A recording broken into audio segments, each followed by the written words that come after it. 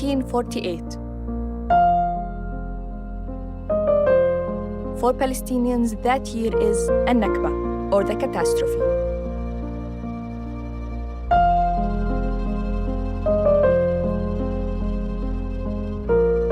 When hundreds of thousands were forced out of their homes.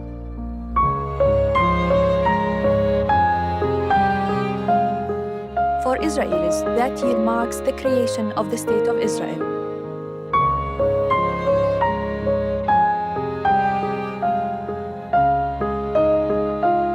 As a filmmaker and as a Palestinian, this documentary series was my way to understand the events of the past that are still shaping the present.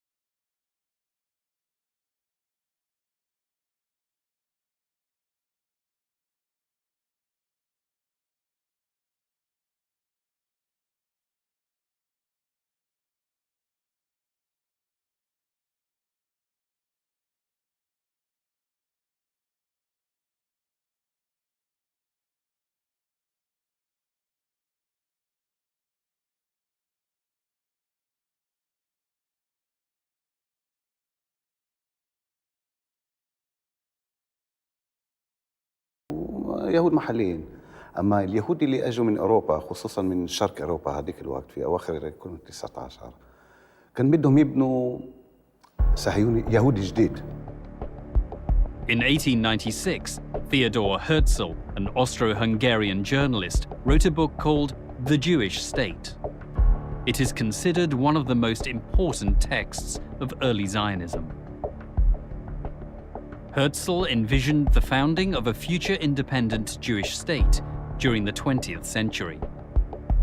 His colleague, Max Nordau, sent 2 rabbis to Palestine to investigate the prospects for a Jewish state there.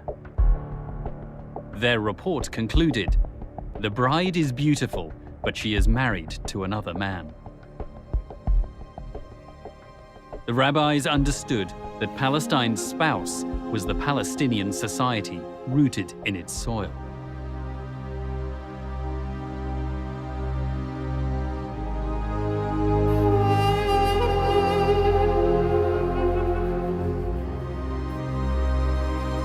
In 1897, Herzl, with Birnbaum and Nordau, convened the first Zionist Congress in the Swiss city of Basel. The Congress adopted a program for the establishment of a homeland for the Jewish people in Palestine. إنما هرتزل بدأ يدعو رسمياً وعلناً لإقامة هذا الكيان، وثانياً اتصال بدول العالم الكبرى آنذاك في أوروبا بشكل خاص حتى تحمي واحدة منها تحمي هذا الكيان. فهرتزل هو أبو الدولة الصهيونية ما في شك، لكنه ليس مبدع الفكر الصهيوني. هو ما عقد مؤتمر لهذه الدول معاً واتفقت الدول على دعمه.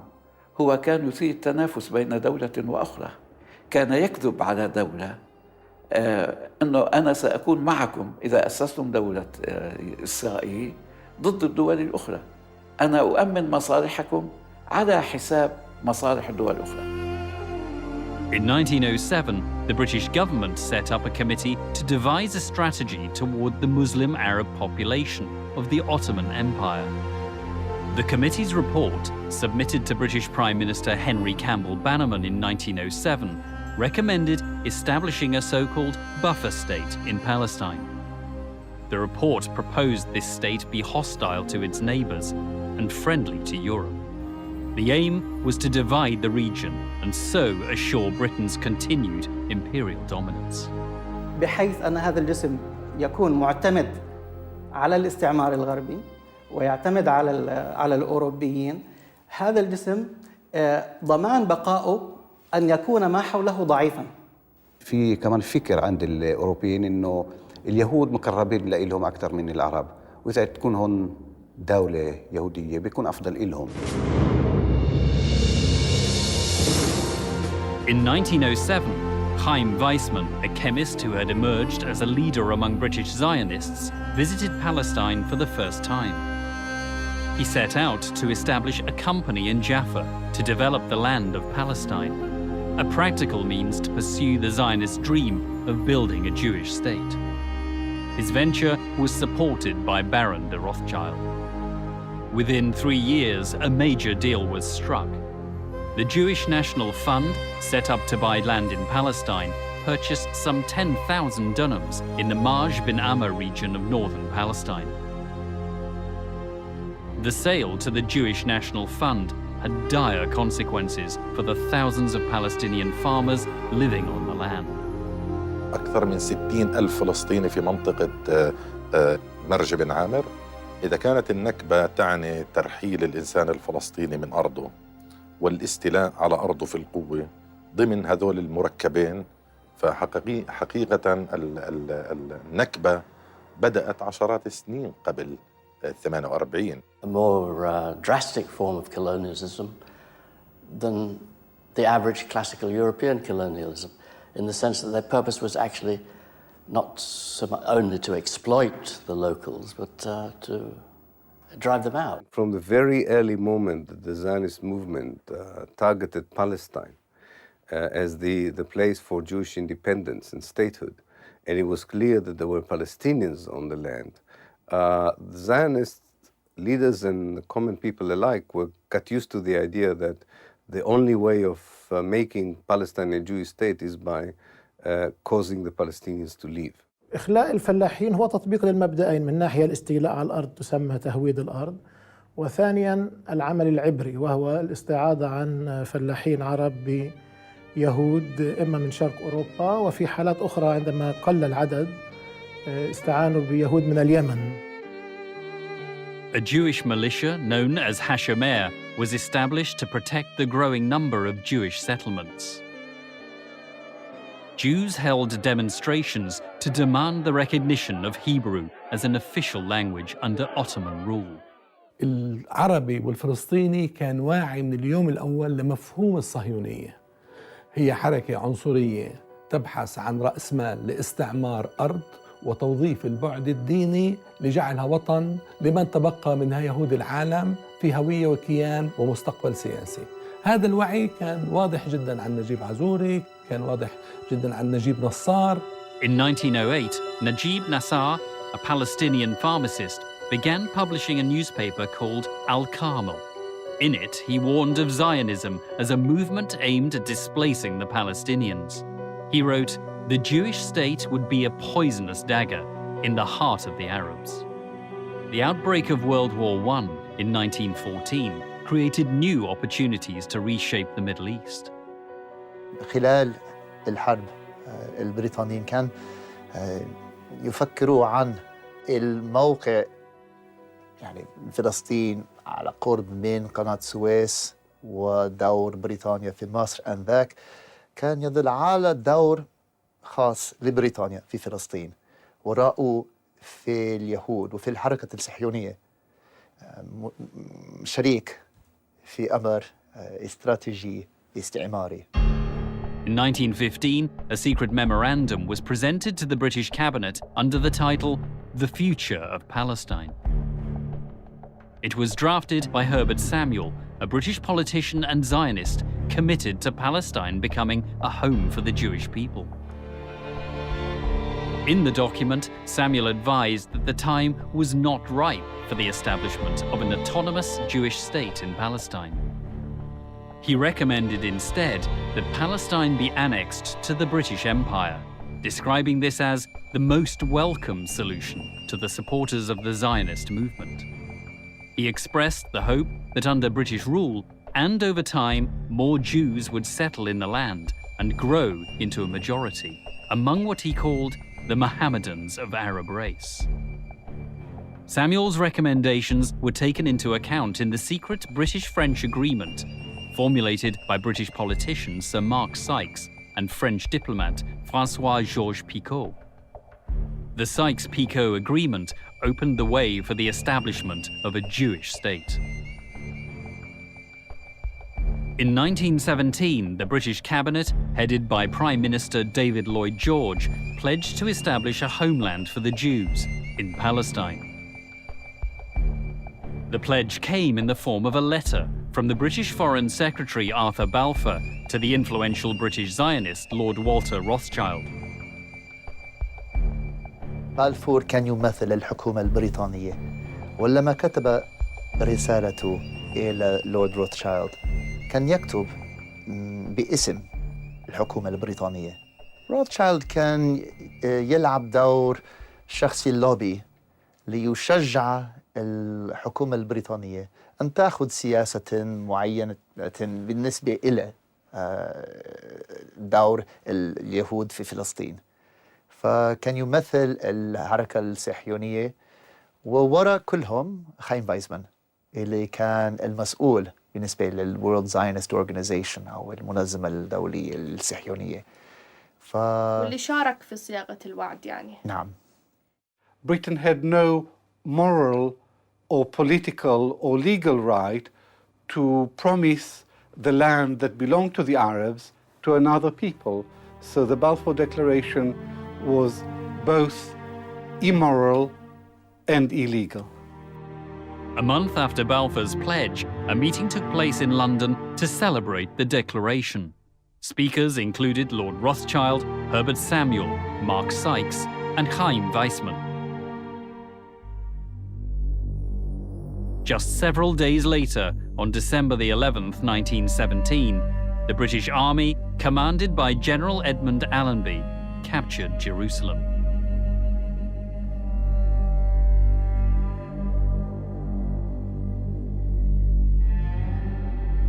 Entering the Holy City alongside Allenby was a Jewish military unit, established under British auspices. One member of this unit was David Ben-Gurion, who would later be Israel's first prime minister. The unit also included Ze'ev Jabotinsky, a future Zionist leader, as well as Nehemiah Rabin, soon to be father of young boy Yitzhak Rabin. Within a month, General Allenby welcomed Chaim Weizmann in Jerusalem. There were approximately 50,000 Jews in Palestine at this time, 10% of the population, among 500,000 Arabs.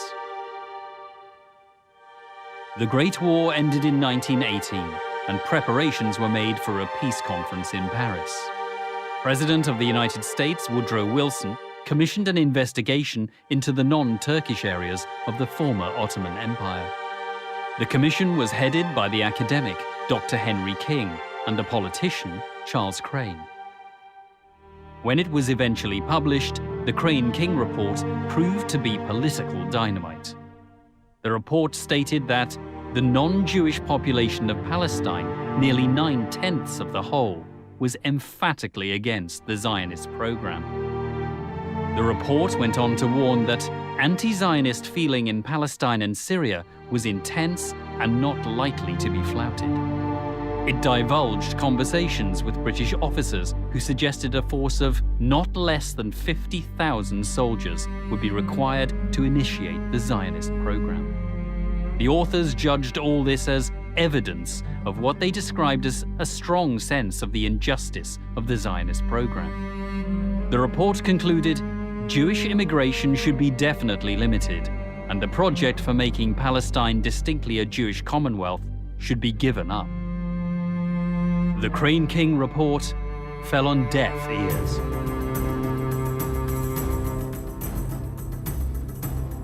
At the Paris Peace Conference in 1919, Britain was represented by Prime Minister David Lloyd George and Arthur Balfour. A delegation from the Zionist organization attended, headed by Chaim Weizmann. They presented a map, seen here, proposing the area to be allocated for a Jewish homeland. The map included both Palestine and the east bank of the Jordan River, as well as parts of what are today southern Lebanon and Syria. Parallel to the conference, the leader of the Arab delegation, Prince Faisal bin Hussein, signed with the Zionist delegation's leader what became known as the Faisal-Weizmann Agreement. It outlined Faisal's approval for a Jewish homeland in Palestine and an Arab nation in the larger Middle East. The agreement was mediated by Lieutenant Colonel Thomas Edward Lawrence, known as Lawrence of Arabia. Faisal signed, adding in his own handwriting that the agreement be dependent on the Arabs gaining their independence. الحركة الصهيونية من 1919 تقريبا فهموا إنه التركيز على السياسة الخارجية ما بكفي. يعني مضبوط لنا علاقات كتير كويسة في لندن، في لنا مكتب في نيويورك وواشنطن، ولنا ناس في برلين وفي باريس والى آخره. بس إحنا فيهم ناس وإحنا لازم أو نتفق معهم بس نيجي لإشي معهم، لازم ناخذهم بعين الاعتبار على الأقل. و1919 أسسوا مركز استخباري للحركة الصهيونية. 1919 وكانوا ناس يعني أنا ذكرت إنه كان في علاقات في كتير من المناطق علاقات منيحة بين اليهود والعرب، وكان في يهود كانوا الجيل الثاني هون، يعني إذا أبوهم إجا لهون في 84 1884 86 هم انخلقوا هون ولدوا هون، وكانوا يحكوا عربي ويركبوا فرسان ويروحوا عند العرب، وكان عندهم أصحاب عرب وصاروا يلموا معلومات. وشو المعلومات؟ معلومات من نوع واحد، معلومات سياسية. شو الرأي العام؟ هل بدهم يوافقوا مع المشروع الصهيوني أو لا؟ وين في أراضي فاضية؟ وين في ناس ممكن يبيعوا أراضي لليهود؟ هذا كان الشيء الثاني. حكي الثالث بنقدر نقول كان إذا في خطة لمهاجمة يهود بمنطقة معينة، يكون واحد يقول لك يعني جماعة قعدوا عندنا وحكوا بكرة بدنا نروح عن مستوطنة معينة ومع بارودة، هو يروح يحكي لأصحابه اليهود. In 1920, the first British High Commissioner for Palestine was appointed. Controversially, London selected Herbert Samuel for the post. Samuel was a committed Zionist. Many suspected he would set out to implement what he had proposed 5 years earlier, by favoring Jewish immigration to transform Palestine into a Jewish homeland. In 1922, the League of Nations formalized British rule in Palestine. The second clause of the British Mandate document, approved by the League of Nations, stipulated, "The British Mandatory shall be responsible for placing the country under political, administrative, and economic conditions that will secure the establishment of the Jewish national home." British High Commissioner Herbert Samuel decreed Hebrew as an official language of Palestine alongside Arabic and English. The letters E and Y were added to the word Palestine in Hebrew as an abbreviation of the words Eretz Yisrael, meaning land of Israel. هربرت سامويل تحت إشراف الانتداب البريطاني هو الذي خلق إسرائيل قانونا، وضع القوانين حوالي 100 قانون لكي يمكن تسريب الأراضي العربية إلى يد اليهود. ثانياً، سمح لليهود بأن يكون لهم نظام تعليم منفصل عن نظام حكومة فلسطين. وأهم ما عمله الإنجليز أن سمحوا لهم بأن يكون لهم جيش منفصل. أنا أتكلم عن 1920. Britain provided the muscle under which they could simply emigrate. I mean, they couldn't have immigrated were it not for the British presence. Because the crucial battle in the early stages was simply getting Jews into Palestine and acquiring land. They couldn't have done that without British government's sponsorship.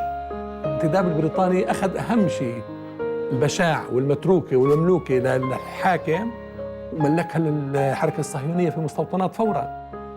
السلطة البريطانية كانت تعطي منح أراضي لليهود حتى يسووا الكبوتسات وهالشغلات هاي كلها، وإحنا نشوف هالأشياء مش ما نشوفها، لكن ما نوعاهاش. يعني أنا في جيلي في هذاك الوقت. وحموا الوكالة اليهودية التي كانت شبه حكومة لليهود أيام الانتداب، وأعطوها كل المساعدات العسكرية والمادية، وساعدوا على إخفاء نفسها. فهي مهارة صهيونية، مؤامرة بريطانية، وإلى حد ما وآسف أن أقول غباء أو بساطة عربية فلسطينية.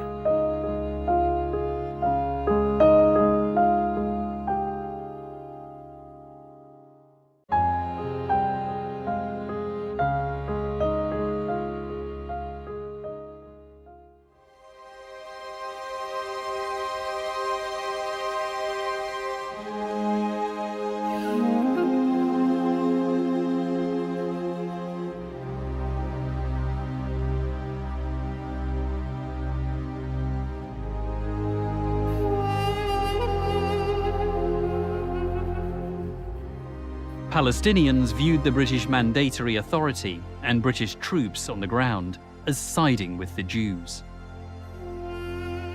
More and more Palestinian farmers, expelled from farmlands, began to join newly formed revolutionary groups. In 1921, Palestinians organized large demonstrations against Jewish immigration.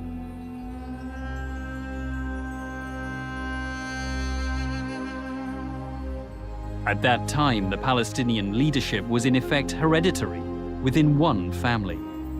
The Grand Mufti of Jerusalem, Amin al-Husseini, inherited his position at the age of 25, following the death of his brother, who had in turn succeeded their father.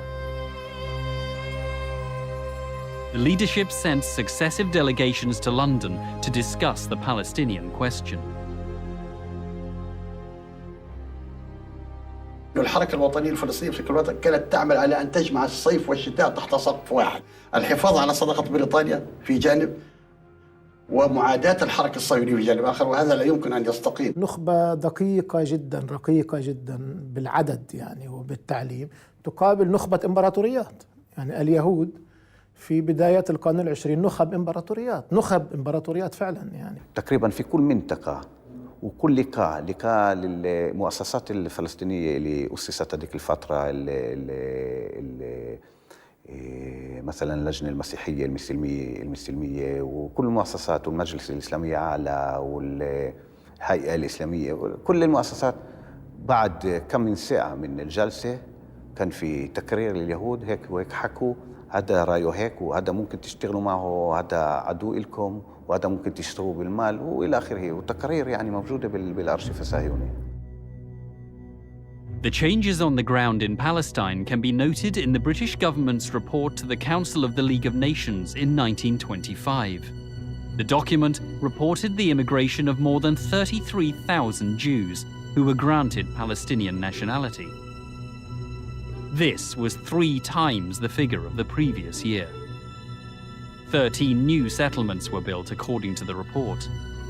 A Jewish labor union called the Histadrut had been set up under the direction of David Ben-Gurion, and the Jewish town of Tel Aviv was accorded municipal autonomy.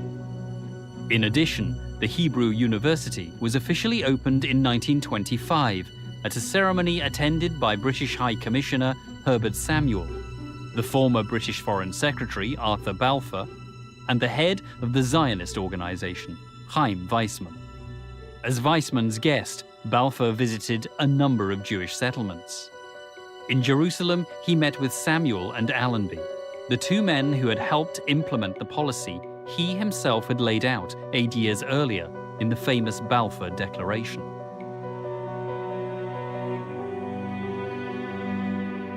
The Palestinians went on strike to protest against Balfour's visit.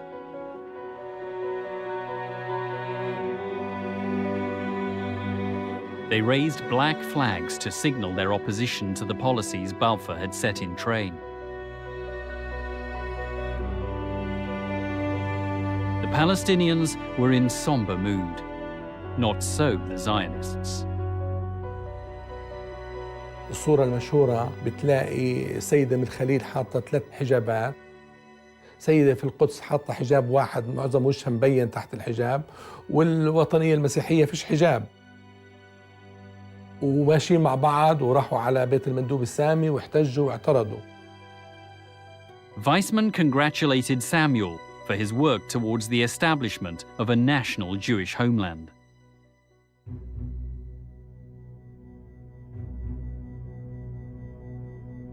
The Zionist movement was active in its propaganda. This film, in French, showed the map of Palestine with areas highlighted as land the Zionists claimed to have acquired as of 1925.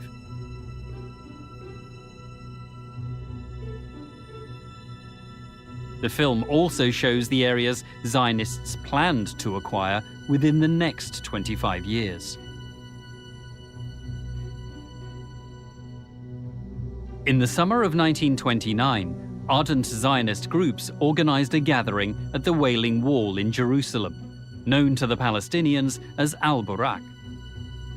The incident ignited violent demonstrations called the Burak Revolt, led by a Palestinian farmer named Farhan al-Sadi. More than 100 Arabs and Jews were killed on both sides. Sir John Chancellor, the new British High Commissioner in Palestine, issued a strongly worded memorandum calling for all those who took part in the revolt to be severely punished. 3 Palestinians were arrested and accused of participating in the revolt. They were Fuad Hassan Hijazi from Safad, Atta Ahmed Al-Zir from Hebron, and Mohammed Khalil Jamjoum, whose picture could not be found. The 3 men were jailed here at Acre Prison. The British sentenced them to death. Arab delegations pleaded for their sentences to be commuted.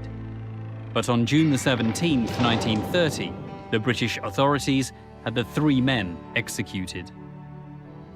A cemetery in Acre still contains the graves of the 3 men.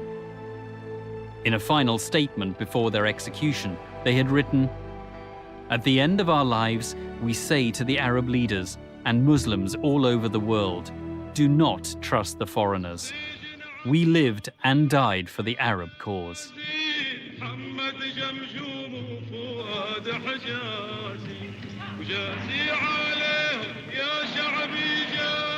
Such sentiments of anti-colonialism and pan-Arabism would become increasingly common in subsequent decades.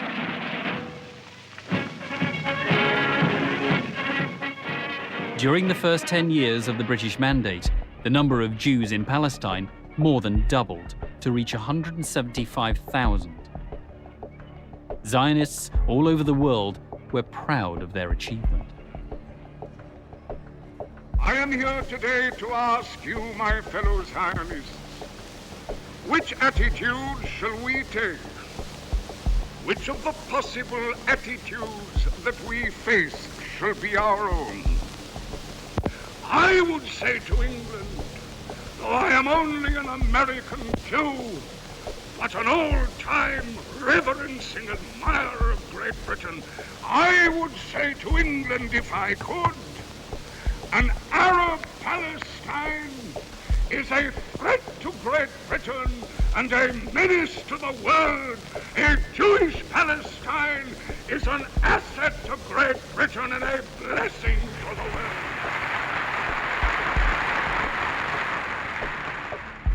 Ladies and gentlemen, the toast is health and long life to the Right Honourable Lloyd George.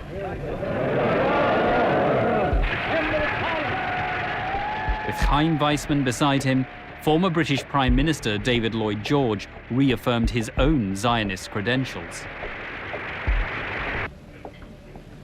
It is, as your chairman has reminded you, it is nearly 16 years since he recruited me to the Zionist movement. Palestine, barren and malarial swamps, have been converted into happy settlements. Science has been harnessed to waters which had been running wild and waste since the early days of creation. Without vegetation and without life, empty desolation, that is Palestine. British news bulletins at the time described Palestine as akin to a desert. The reality was very different.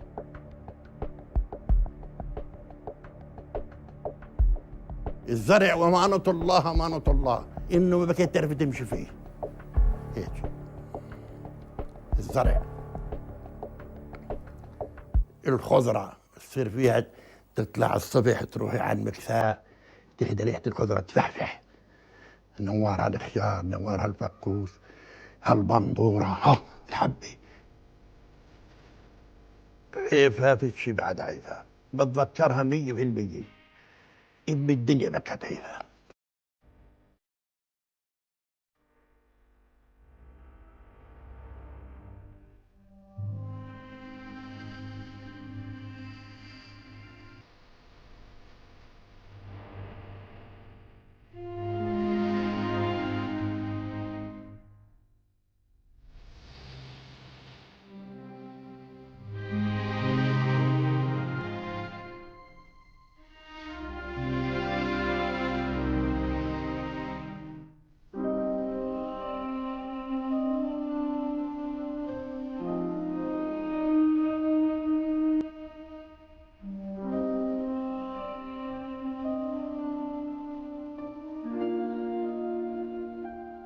بالنسبة لي طبرية أجمل مدينة بل أجمل مكان في العالم.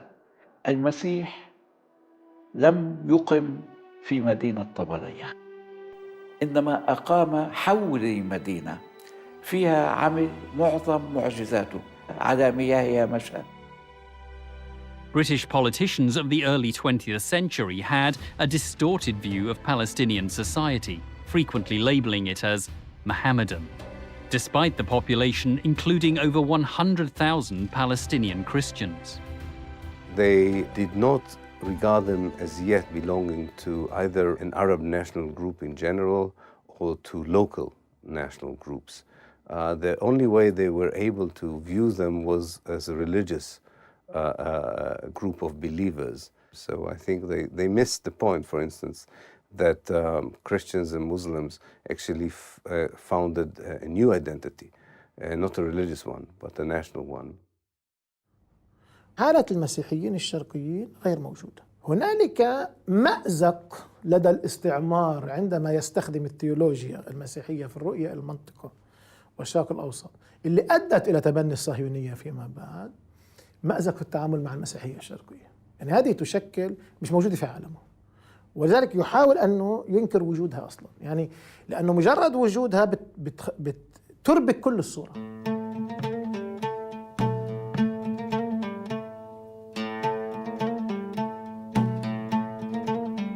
By 1933, protests against Jewish immigration were becoming ever more frequent in Palestine.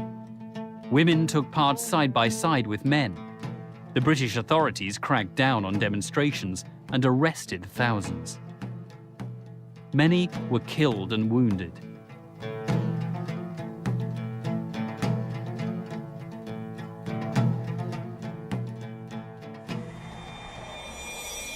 Musa Kazim al-Husseini, the 80-year-old former mayor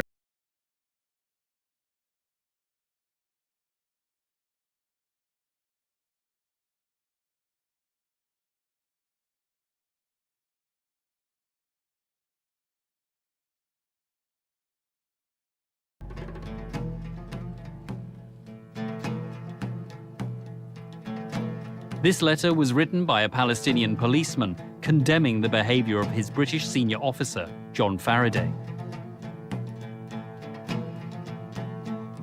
A number of other complaints were filed against Faraday. The officer was never charged. 4 years later, Faraday was awarded the King's Police Medal for his valuable services in Palestine. عدم رغبة بريطانيا بمنح المطالب الوطنية للشعب الفلسطيني وعدم رؤيتها للشعب الفلسطيني كمجموعة قومية وطنية ذات حقوق ومعاملتها على أساس إنها طوائف أدى في حين عاملت الوكالة اليهودية على أساس أنها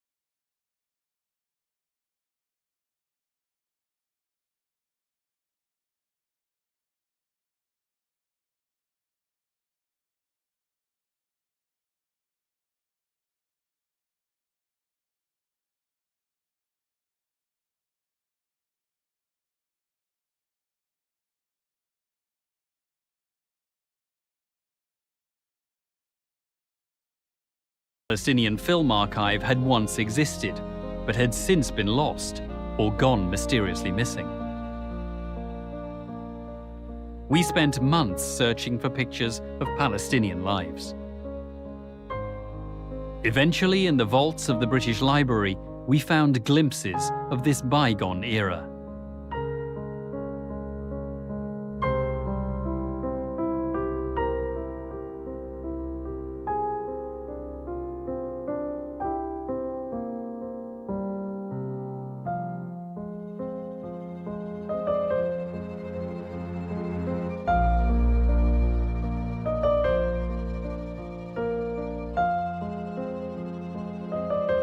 Most of the Palestinians, intellectuals, leaders, journalists, were still unaware how determined the Zionist movement is of dispossessing them from Palestine. In the 1930s, the number of Jews immigrating to Palestine began to increase significantly.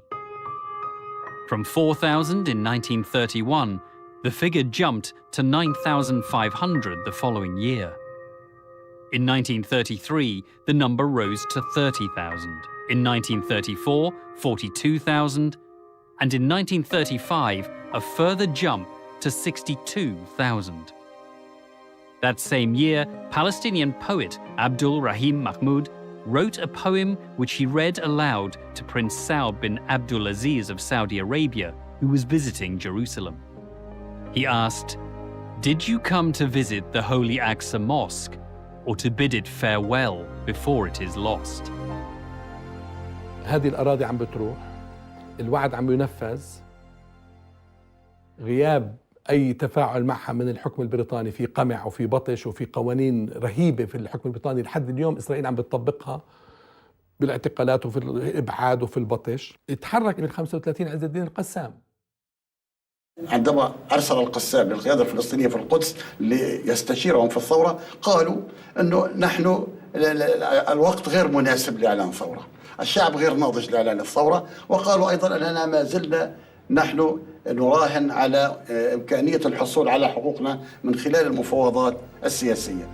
Sheikh Ez ad-Din al-Qassam established a revolutionary group to strike at Zionist and British targets. In 1935, in the hills near Jenin, he and a small band of men were surrounded by British forces. Making a defiant stand, al-Qassam and those with him were killed. حركة القسام لم تحظى بالاهتمام الكثير من جانب المؤرخين، ولا نعرف عنها الكثير بسبب الغموض التي اكتنفها وبسبب الحرص الشديد للشيخ عز الدين القسام على سرية العمل وعدم إطلاع الكثيرين إلا الصفوة الصغيرة من طلابه. امتدت روح عز الدين القسام في الوسط الفلسطيني وتأثر بها كثير من الفلسطينيين، فبدأت مشاعر الانقلاب أو التمرد على الاستعمار البريطاني تظهر في صفوف الشعب الفلسطيني. The Palestinian political leadership came under pressure to halt negotiations with the British. Palestinian poet Ibrahim Toukan addressed a poem to the leadership in 1935, a poem dripping with irony. "Oh, you sincere patriots, you who carry the heavy burden of the cause, only a fragment of the country remains for us, so please step down before the remaining parts fly away." On April 19, 1936, Palestinian anger boiled over. Protests erupted in the city of Jaffa in coordination with a general strike. The wave of anger spread throughout Palestine. The reasons for the protests were explained by a spokesman for the Palestinian political leadership. The main case of the Arabs is against the British government's policy in Palestine. A policy which, if continued, will surely have as a result the replacement of the Arabs by the Jews. Against all principles, the British government imposed the Balfour Declaration, which is abhorred by all Arabs in the Near East, and on favoring the establishment of a national home for Jews, forgot intentionally to safeguard the civil rights of the non-Jewish population.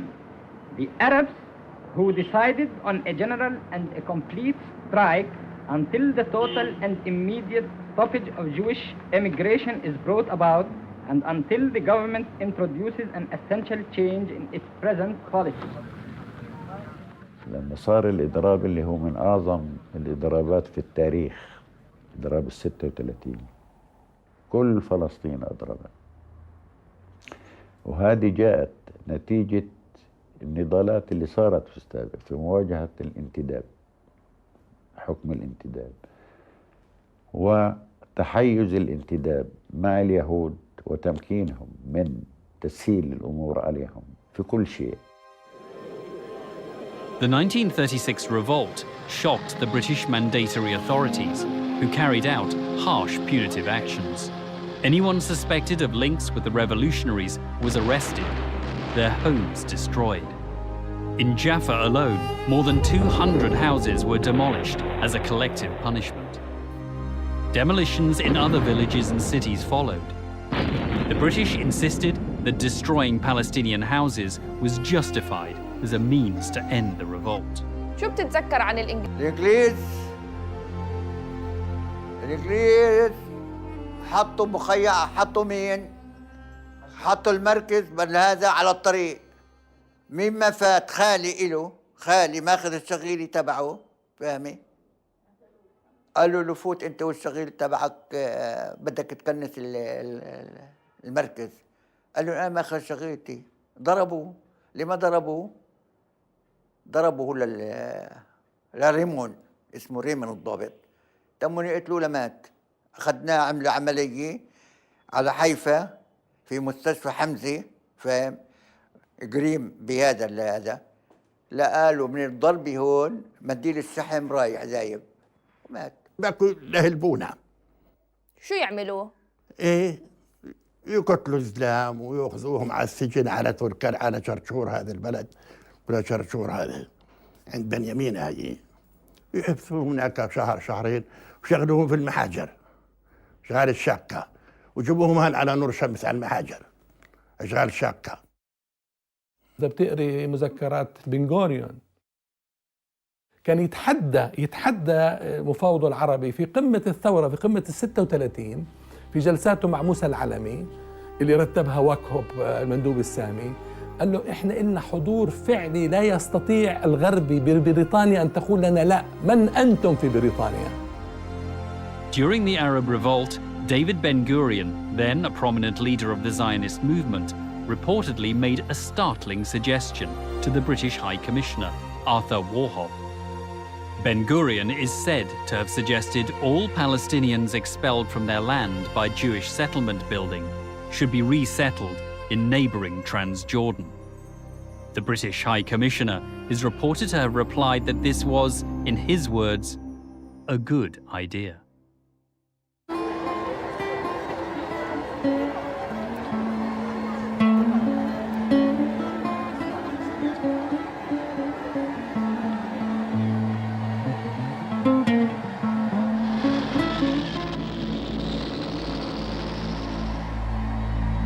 On April the 19th, 1936, the Palestinians launched a national strike to protest against mass Jewish immigration and what they saw as Britain's alliance with the Zionist movement.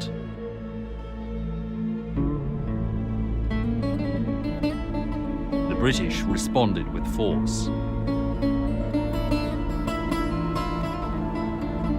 During the 6 months of the strike, over 190 Palestinians were killed and more than 800 wounded. Wary of popular revolt, Arab leaders advised the Palestinians to end the strike.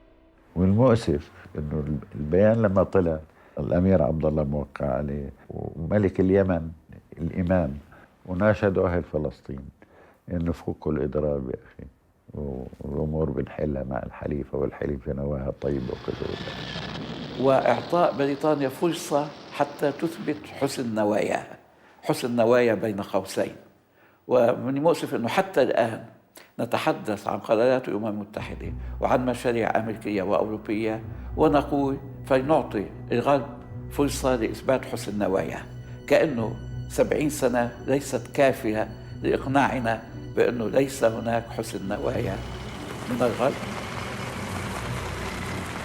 Palestinian leaders bowed to pressure from the Arab heads of state and agreed to meet the British Royal Commission of Inquiry, headed by Lord Peel. In its report of July 1937, the Peel Commission recommended the partition of Palestine. The report drew the frontiers of a Jewish state in 1/3 of Palestine and an Arab state in the remaining 2/3, to be merged with Transjordan. A corridor of land from Jerusalem to Jaffa would remain under British mandate. The Commission also recommended transferring, where necessary, Palestinians from the lands allocated to the new Jewish state. The Commission's proposals were widely published and provoked heated debate. يصر الصهيونيين من تقرير بيل كوميشن كل السرور، لأنه مضمون في التقرير فكرة ترانسفير، أي انتقال الشعوب من منطقة أخرى خلال عقيدتهم أو قوميتهم. فبالنسبة إلى الصهيونيين معنى الترانسفير يعني قد يوصلوا على دولة يهودية 100% مع حق وبرميشن الدولة المنتدب. فذلك كان يعني أحسن شيء في تقرير بيل كوميشن بالنسبة إلى الحركة الصهيونية. تنظيف وتطهير فلسطين من سكانها العرب من وجهة النظر الصهيونية عملية تم التخطيط لها عشرات السنين قبل. وجود لجنة تسمى بلجنة الترانسفير التي كان يرأسها يوسف فايتس الذي كان يشكل الساعد الأيمن لبن غوريون، وهذا في سنوات 30 طبعا. هذا يؤكد أن المخطط الصهيوني كان يدرس مسبقا ضرورة التخطيط المنهجي لتطهير هذه البلاد من العرب خدمة للفكر الصهيوني لكي يتسنى ترويج فكرة أرض بدون سكان لسكان بدون أرض. From the 1930s, especially from the late 1930s onwards, they did start to discuss it very intensively, but still secretly. So I think it wasn't possible for many Palestinians to know what we know today as historians because it was in the archives. كان في جهاز تصنت، يعني اليهود في الثلاثينات، هذا إشي أنا استغربت جدا. يعني المكالمات حاجة من الحسيني من مكتبه كان في تصنت اليهود، وكانوا يسجلوا كل اللي بيحكي، وهيك كانوا يعرفوا كمان إذا في يهود بيحكوا مع جماعة حاج أمين، وكانوا يروحوا عندهم ويحكوا لهم أنتوا بتغلطوا، حتى ما حكوا أشياء أسرار، يعني ما كشفوا أسرار. As the Palestinian revolt continued, Britain's response hardened.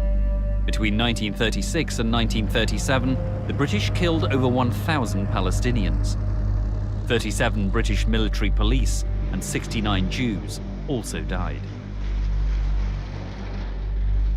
In September 1937, Britain declared martial law and disbanded the main Palestinian political organ, the Arab Higher Committee, headed by the Mufti of Jerusalem, Haj Amin al-Husseini. 5 of its members were exiled to the Seychelles Islands in the Indian Ocean, a remote British colony. One of these was the mayor of Jerusalem, Hussein al-Khalidi. Outcast in the Seychelles, he wrote a diary condemning British policy and its support for Zionism. In October 1937, fearing imprisonment, Haj Amin al-Husseini and other Palestinian leaders fled to Lebanon. The political leadership of the Palestinians was now in exile.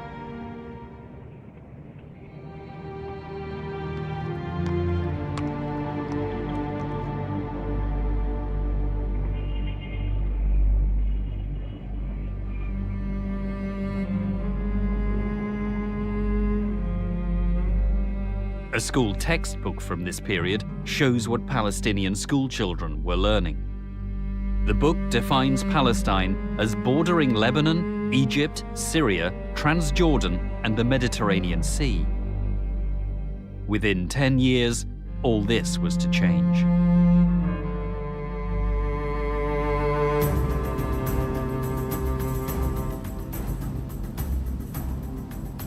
The revolt continued despite the absence of the Palestinian leadership.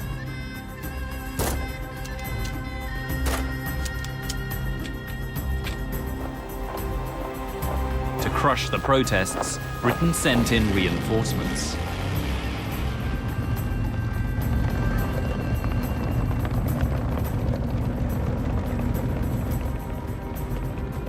بريطانيا جندت من اجل ان تكسر هذه الثوره، يعني كانت جندت يعني اشهر جنرالاتها، الجنرال ويفل، الجنرال ديل، الجنرال ماكميلان، الجنرال ريش. 4 جنرالات واشتركوا في الحرب العالميه الاولى، يعني خبرات عسكريه كبيره جدا.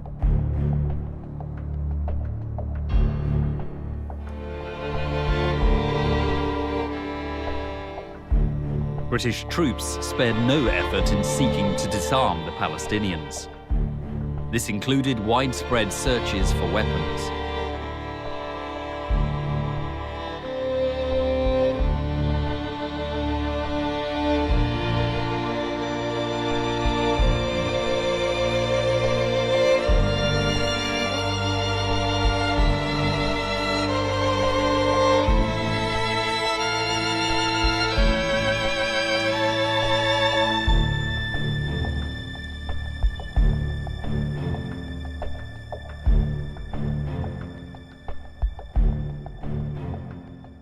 إذا وصلوا لقوا رصاصة فاضي باب بيتنا ينسوا البيت.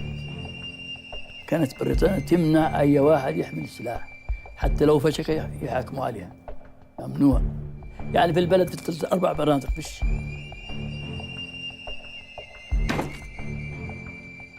يجوا عنا تفتيش يفتشوا، يحطوا يكبوا الطحين على القمح على العدس، يخربطوا الدار ويطلعوا. يطلعونا احنا عند المدرسة، يصيروا يحكوا كلام عاطل الانجليز. يفتشوا البلد ويروحوا ونرجع الدار. بهدلونا الله يبهدلهم. نقول دوا على الانجليز كيف كانوا يجوا ياخذوا النسوان يحطوهن، تاخذني امي على الجامع، ياخذوهن يحطوهن في الجامع ويفوتوا يفتشوا البيوت على الرجال، يدوروا على الرجال ويقولوا غيمت، بس يجي الانجليز بالدبابات وبالكذب هذه والطيارات يهربوا الرجال لانه بدهم يدوروا على رجال الثوره. احكي لك الحكايه. اجى العيد، لبسنا أواعينا وطلعنا من نروح على الجامعة نصلي، ما حسينا للطيارات إلا الجيش دخل. لما أخذونا قعدونا، فتحوا في كرجات محلات وقالوا كمون بهالسنقات وفلينا، عبونا في المحلات كلياتها، سكروا علينا، فيش لا شرب ولا شيء، صرنا مبول على حالنا. الرد فعل بالنسبة للسلطة البريطانية كان عنيف جدا. كونوا في آنذاك concentration camps في فلسطين، وأخذوا آلاف من المواطنين الفلسطينيين وحطوهم في هدول المخيمات للconcentration camps، وفي نفس الوقت الاعتقالات. نعم، اعتقالات.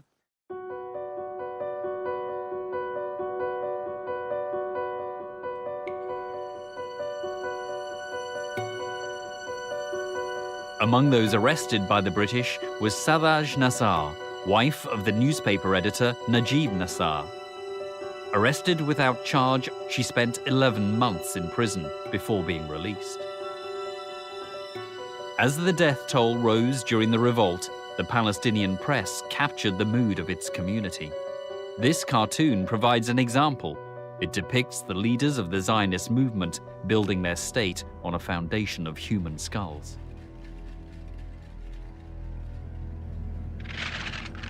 While the British authorities disarmed the Palestinians, they armed and equipped special Jewish forces to ostensibly act as a protective militia for Jewish settlements.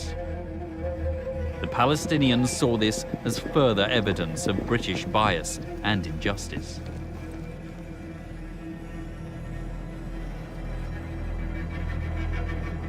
In 1938, an underground Zionist paramilitary organization called Irgun began to increase the number of attacks against Arab targets. In July of that year, the group carried out a succession of bombings in civilian areas in Haifa and Jerusalem. 68 Palestinians were killed.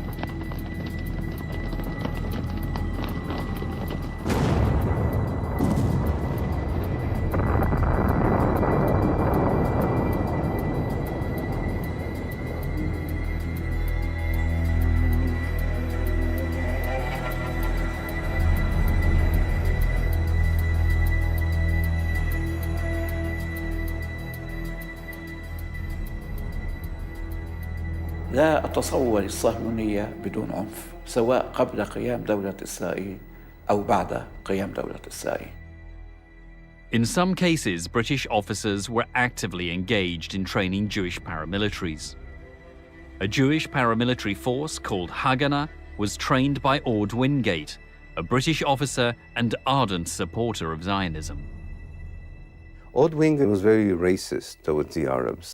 During his role as a British army officer in the Arab revolt, that he decided to append to his units Jewish soldiers, and he taught them how to occupy Palestinian villages, expel them, destroy them, and I think in many ways he contributed directly to the ideas of ethnic cleansing that would be perpetrated on the ground in 1948. Each volunteers plus 3 officers. In 1976, BBC ran a TV series about Wingate's life. containing a scene on his activities in Palestine. Using a combined force of British and Jewish personnel. British soldiers and Haganah men will assemble at 1900 hours, 15th of May, 1938.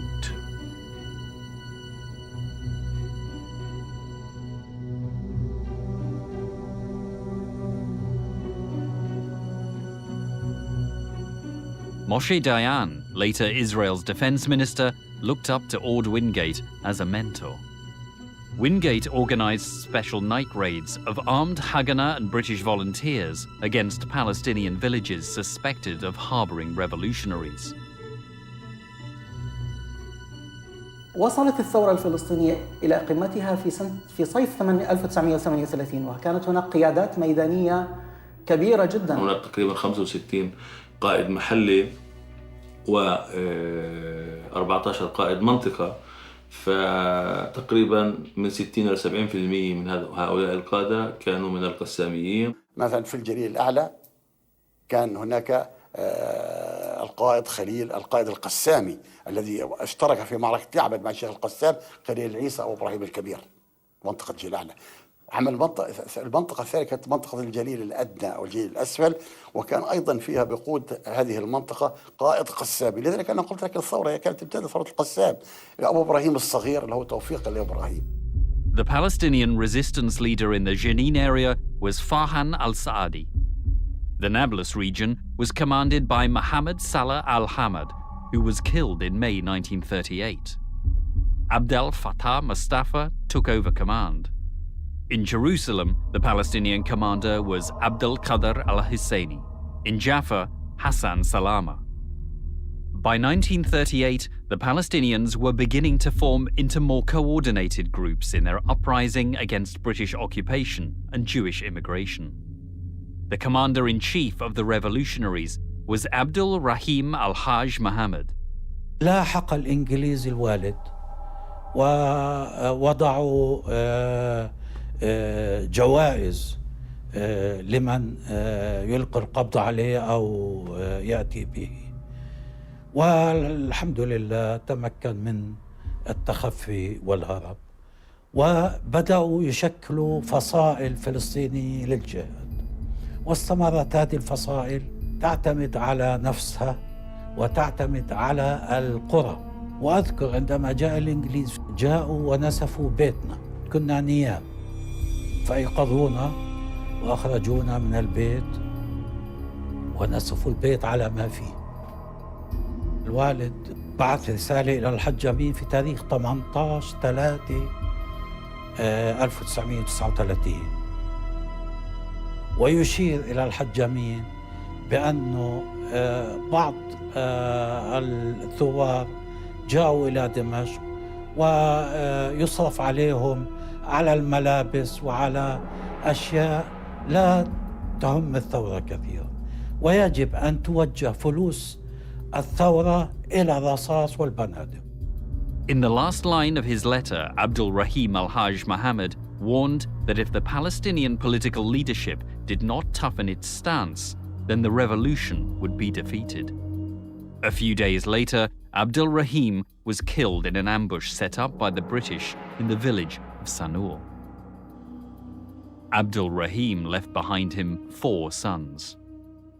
قضية حصار القائد عبد الرحيم الحاج محمد وسقوطه في صانور في آذار 1939، هذا الملف ما زال مغلقا في الأرشيفات البريطانية وفي الأرشيفات الإسرائيلية. والجهد بالنفس أقصى غاية الجهد، الشباب المجاهدين اللي ناضلوا واستشهدوا هذولا قمة الأمة، هم خير العناصر في الأمة على الإطلاق، لا أحد يدنو إلى أقدامهم، لكن لم يجدوا القيادات التي ترعاهم. تنظيم والتخطيط فقدناه من الأصل. القيادات كانت دون مستوى وعي المرحلة الحقيقية. Between 1938 and 1939, the British held dozens of military tribunals. 112 Palestinians were executed. Among them, Farhan al-Sadi, the 80-year-old revolutionary from Jenin, executed during the Muslim holy month of Ramadan.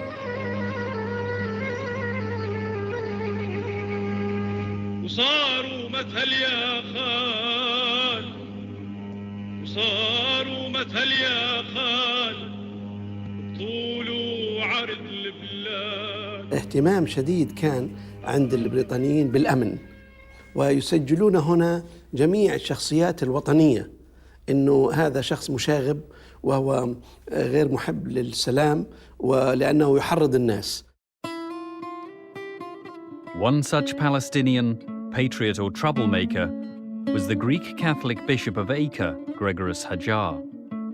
He had warned against the Jews wishing to take over Palestine. Bishop Hajar is known as the Bishop of the Arabs. In 1940, he was killed in a car crash on the way to Haifa. Local police reports suggested it was not an accident. Today, he is held in esteem by both Christian and Muslim Palestinians.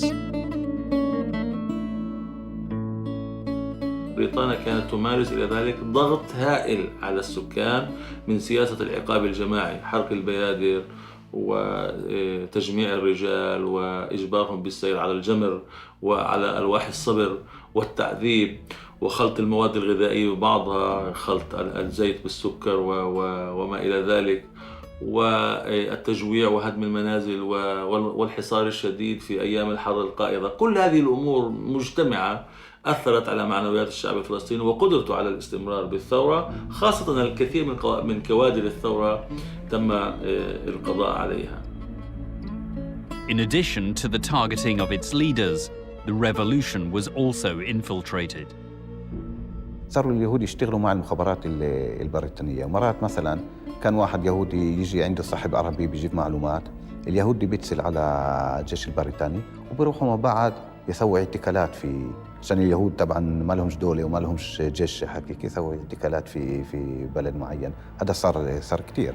وكمان كان عشان علاقتهم كانت كويسة مع البريطانيين، اليهود مثلا إذا كان بدهم يسووا واحد من الثوار يجندوه كعميل كانوا يتصلوا بالبريطانيين يقولوا هذا الشخص ممكن يشتغل معنا، هو في السجن، فلتوا عنه خلوه يطلع ويشتغل معنا. وأسسوا نوادي المسلمة الوطنية، وكانت تدعم من قبل الصهاينة، وهم حكوا ضد الحركة الوطنية. مثلا لما راحوا وفود الحركة الوطنية للندن هم كانوا يبعثوا بركيات ضد هدول الوفود ما تمثلنا والى اخره. يعني الصهيونية كانت تأسس نوادي اسمها إسلامية وطنية، مش بس إسلامية وطنية، وتدعمها بالمال سرا يعني بصير. وكانوا يقعدوا مع بعض اليهود هدول الجماعة من هدول النوادي وبكتبوا بركيات للمندوب السامي وللوزير الخارجية البريطاني.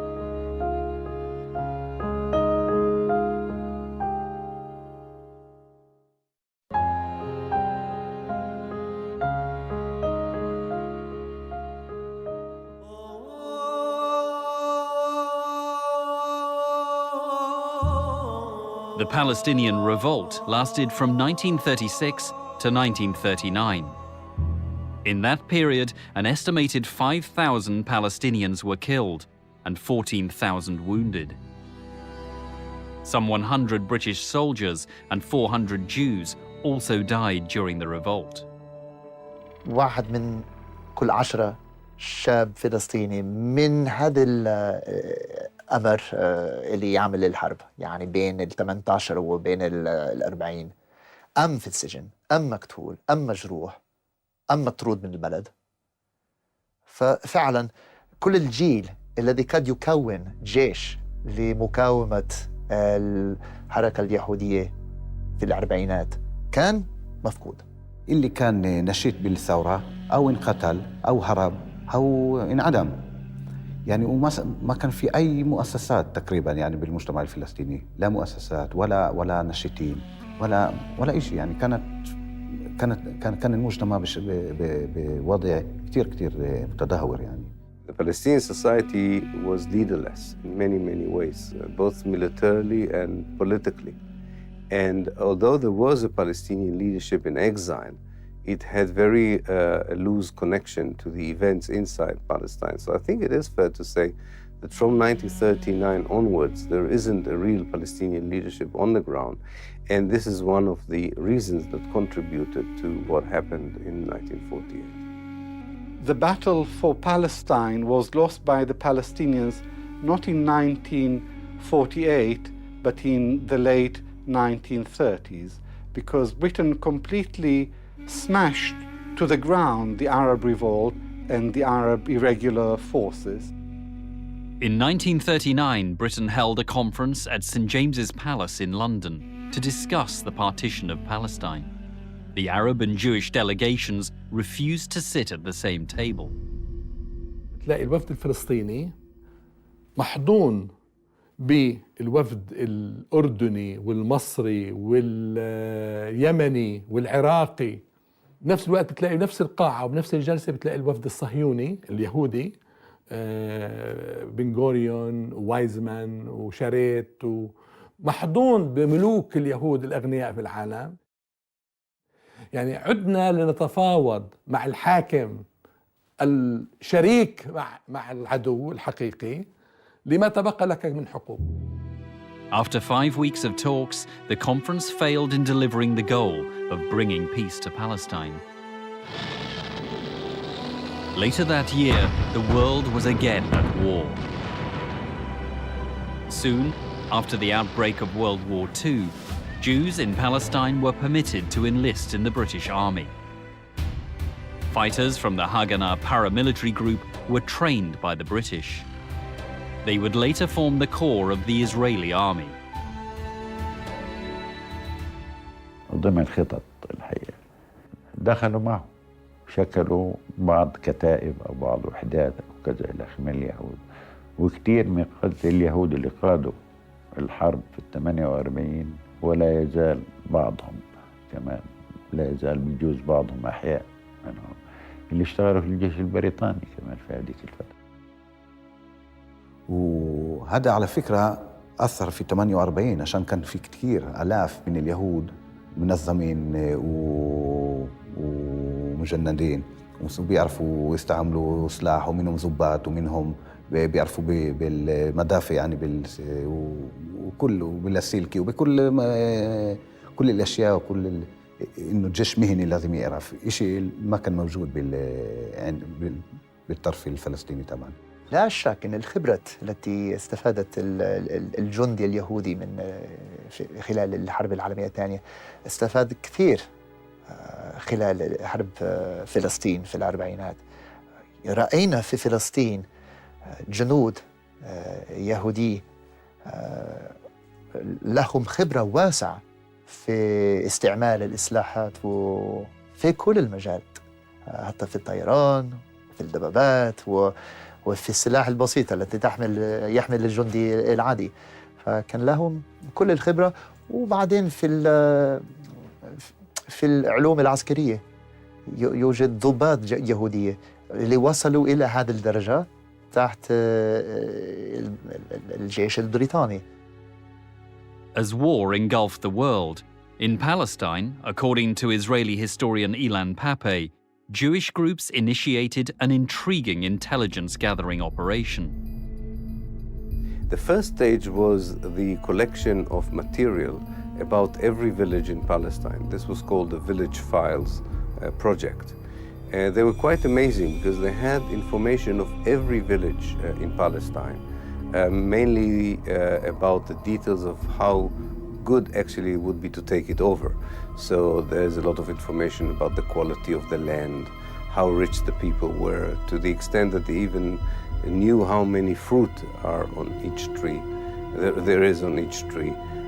What were the political affiliation of people, how easy or how difficult it would be to occupy it. So they started gathering in the 30s? Or in the late 30s, yeah. In the late 30s and early 1940s, yes. They were actually exploiting Arab hospitality, because if you come to a village in Palestine, it doesn't matter who you are, you're invited.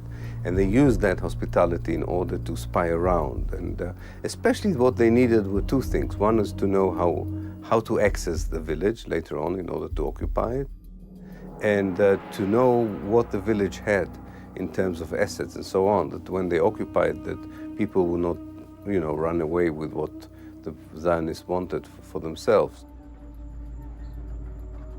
Zionists were keen to increase the number of Jews coming to Palestine.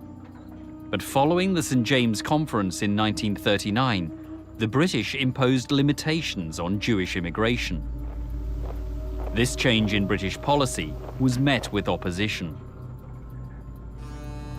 In 1940, a French-built ocean liner, Patria, was at Haifa Harbor carrying 1,800 Jewish refugees who had earlier arrived from Nazi-occupied Europe.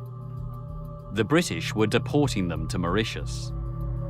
To prevent this, the Haganah group planted a bomb on board to disable the ship. A large hole was blown into the side of the ship, and some 260 people on board died when the boat sank.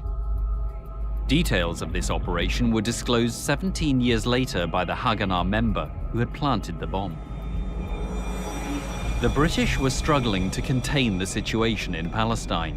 Meanwhile, in New York in May 1942, an important meeting took place at the Biltmore Hotel. Some 600 prominent American delegates and Zionist leaders attended. The meeting was prompted by the realization that America, not Britain, would henceforth play a part in the fulfillment of Zionist designs. Attendees included David Ben-Gurion, the head of the Jewish Agency, and Chaim Weizmann, president of the Zionist organization.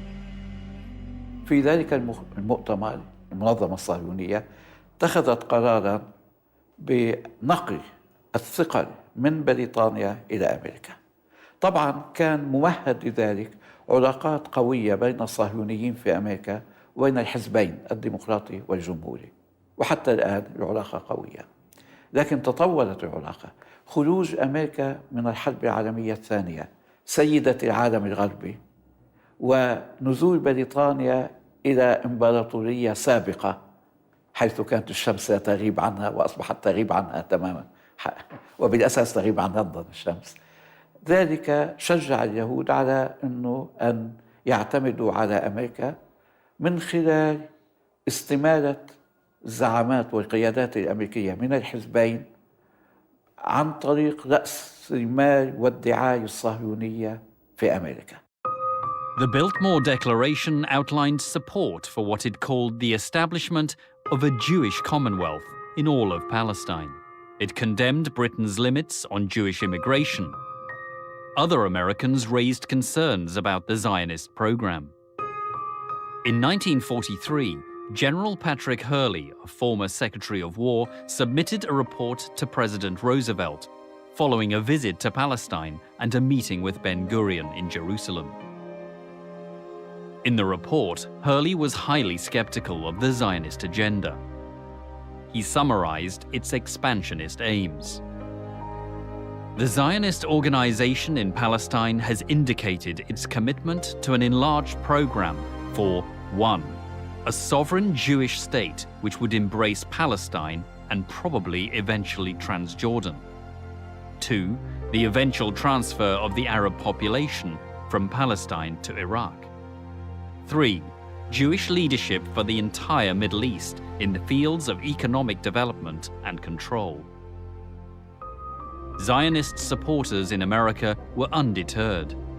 In 1944, the World Jewish Conference met in Atlantic City, in the state of New Jersey. The speeches left little doubt about their drive to see the establishment of a Jewish Commonwealth in Palestine. The Jewish Commonwealth inherits Israel, operates Israel, means nothing more than justice to the Jew, freedom for the Jew, equality of the Jewish people with all the free peoples of earth. That the real solution of the Jewish problem cannot be brought about unless the Jewish people will be given the right and will be helped by the United Nations to establish Palestine once and for all as its own Jewish commonwealth.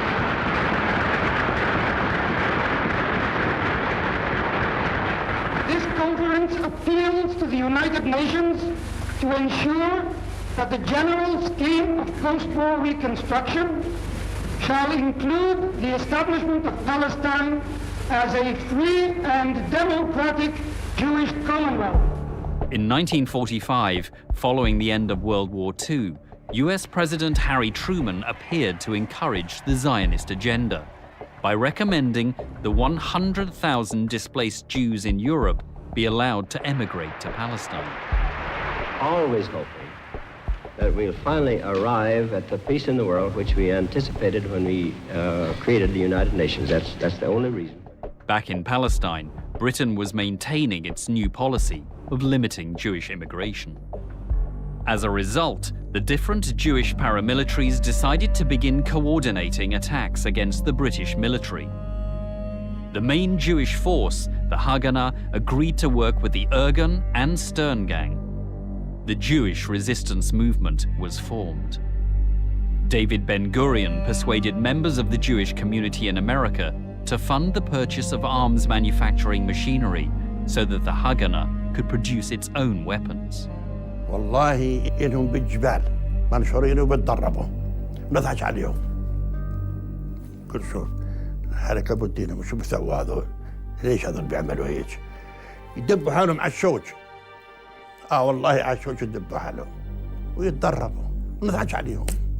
Meanwhile, Palestinian politician Musa al-Alami went on a tour of the Arab world. In Arab capitals, he discovered complacency towards the situation in Palestine. The general view being that the Arabs vastly outnumbered the Jews and could control the Jewish minority. For their part, the British realized how volatile the situation had become in Palestine. They began to evacuate British families. Discussions went on between the Zionist movement and the British authorities. Documents reveal that Chaim Weizmann held secret conversations in March and July of 1946 with the British High Commissioner Alan Cunningham. In these talks, they discussed the partition of Palestine and how the parts of a viable Israeli state should be linked up, giving it control of both the Negev desert and the waters of Galilee. On the ground in Palestine, the British Army continued to confiscate arms from both sides. In the first half of 1946, over 300 Palestinians were arrested for the possession of weapons. At this time, the Grand Mufti of Jerusalem, Amin al-Husseini, was in France. He had spent the war years in Italy and Germany, hoping the Axis countries would win World War II and that their victory would herald independence for Palestine. Der Großmufti von Jerusalem besichtigt musulmanische Truppen der deutschen Wehrmacht. يعني حاج أمين كان يخاف إنه إذا بتصير في هون مؤسسات ويكون في هون قيادي جديد يمكن يعني ما يكون عنده تأثير زي ما كان وما يكون على منصب القيادي. مفتي القدس الحقيقة الحاج أمين يعني نحن بنحسن النية فيه، لكن كان في قناعتي أنا الشخصية دون مستوى القيادة. لكن تنسيش البيئة العامة في البلد. الرجل كان مفتي فلسطين العام ورئيس المجلس الإسلامي الشغلات، مش أنا اللي عينته، اللي عينه الإنجليزي يعني كمان. In May 1946, the Mufti went to Egypt to participate in a summit meeting of Arab leaders. The newly formed Arab League's first item of agenda was to coordinate a response to the situation in Palestine. A follow-up meeting of Arab foreign ministers was held in Bludan, Syria. Present as an observer was the Director of British Military Intelligence in the Middle East, Brigadier Iltid Clayton. Meanwhile, back in Palestine, the British Army was now the target of an increasing number of attacks from Jewish paramilitary groups. Against British restrictions, extremists wreck a train on the outskirts of Jerusalem. Armed crewmen inspect the hole where the explosion which caused the wreck occurred, and guards patrol the area. The continued unrest... Violence and death ride the ancient streets of Jerusalem. And here the climax, blasting of police headquarters. 3 men lost their lives in this attack. A roving band shot up the station first, then launched high explosives. Soldiers combed the debris for other dead as turmoil seethes in the cradle of brotherly love. New High Commissioner Cunningham investigates. Tommies patrol the streets and quiet descends. Is it the calm before another storm? The King David Hotel in Jerusalem.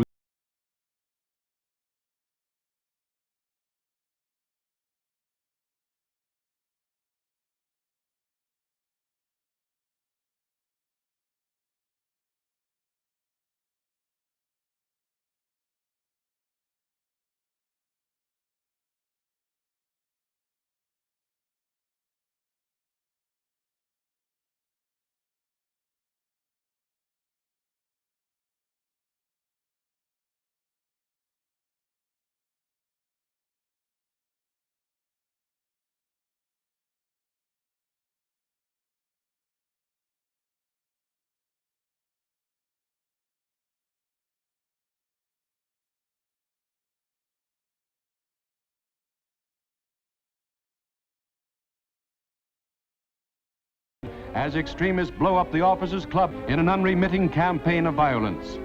Universal's cameraman, on the scene minutes after the explosion, records the stunned and shaken victims as they are carried from the wreckage. Few of the 50 officer inmates of the club escaped injury as extremists, under cover of rifle fire, hurled explosive-laden suitcases through the windows and doors of the building. Several of the injured died later of their wounds. The club is a shambles, a reprisal for the deportation of Jews from Haifa. In July 1947, Ergun kidnapped 2 British sergeants, Clifford Martin and Mervyn Pace. They were abducted as retaliation for the arrest and scheduled execution of 3 Ergun members. The British authorities carried out the executions of the 3 Jewish militants. The following day, the 2 British soldiers were found hanging in a field near Netanya. Pictures follow the hanging of 2 British sergeants by extremists. Palestine becomes an armed camp. Sad hanging of the 2 British Army sergeants probably accelerated the speedy exodus from Palestine of the British Mandate. The graves of the British soldiers can still be found in a British military cemetery in Ramle, south of Tel Aviv.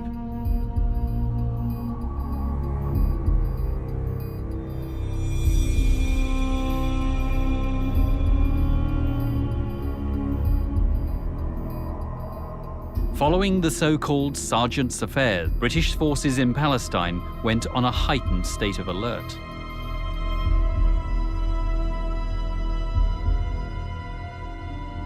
The leader of Ergun was Menachem Begin. The group's symbol contained the map of a Jewish state that encompassed the whole of Palestine as well as Transjordan.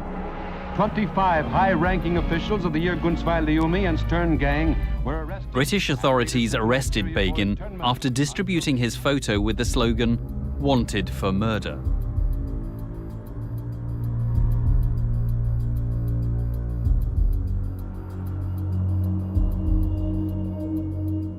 "30 years later, Begin became the Prime Minister of Israel.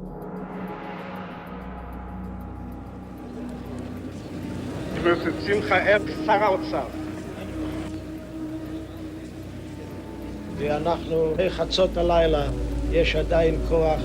signed by President Sadat and Prime Minister Begin, and it will be... In 1978, Begin was awarded the Nobel Peace Prize along with Egypt's President Anwar al-Sadat.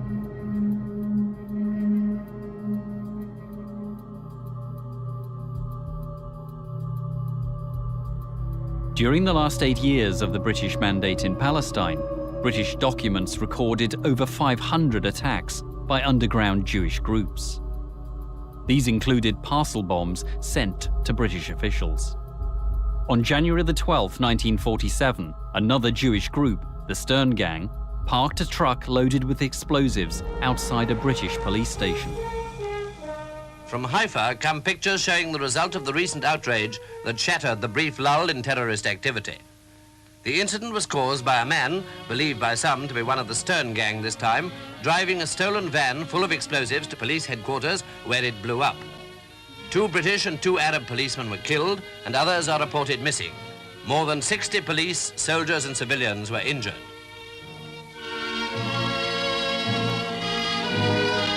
Many of the casualties were caused by flying glass, and a great deal of damage was done, not only at police headquarters, but also in the neighborhood. Windows were broken as far as a mile away. Former British Prime Minister Winston Churchill, who had been a prominent and enthusiastic supporter of Zionism, condemned the attack.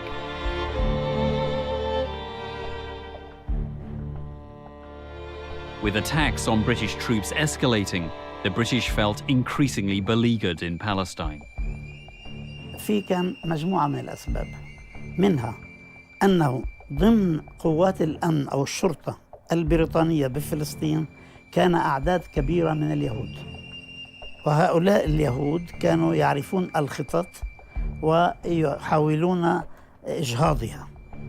الشيء الثاني كان نفوذ الحركة الصهيونية في الخارج قوي جدا على الحكومة البريطانية، ويؤثرون عليها كي تؤثر على ضباطها وعلى الانتداب البريطاني في فلسطين. In February 1947, Britain announced the decision to end its mandate in Palestine. Its spokesman said his country would turn over the difficult situation to the United Nations. British public opinion will permit no more expenditure of life and treasure. It will acquiesce no longer in the use of British forces and the squandering of British lives to impose a policy in Palestine which one or other of the parties is determined to resist. It has brought down on our heads the execration of the Jews and the bitter resentment of the Arabs. It has made us the butt of malicious criticism throughout the world. We have played our part. Britain was now washing its hands of Palestine, setting in motion events that would lead towards the momentous year of 1948.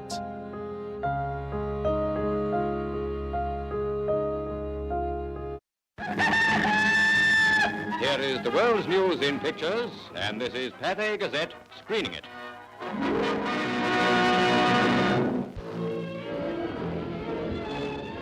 Theoretically, you're due for a share of these.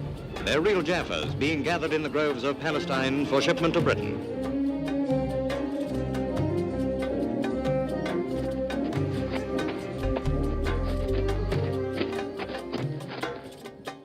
Images from another time, when Palestinians still worked their land. Few Palestinians, if any, could imagine they were to become victims of what would later be known as ethnic cleansing.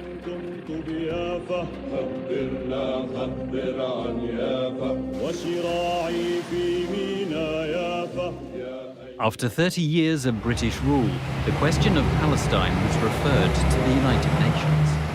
The UN now became the forum for conflict.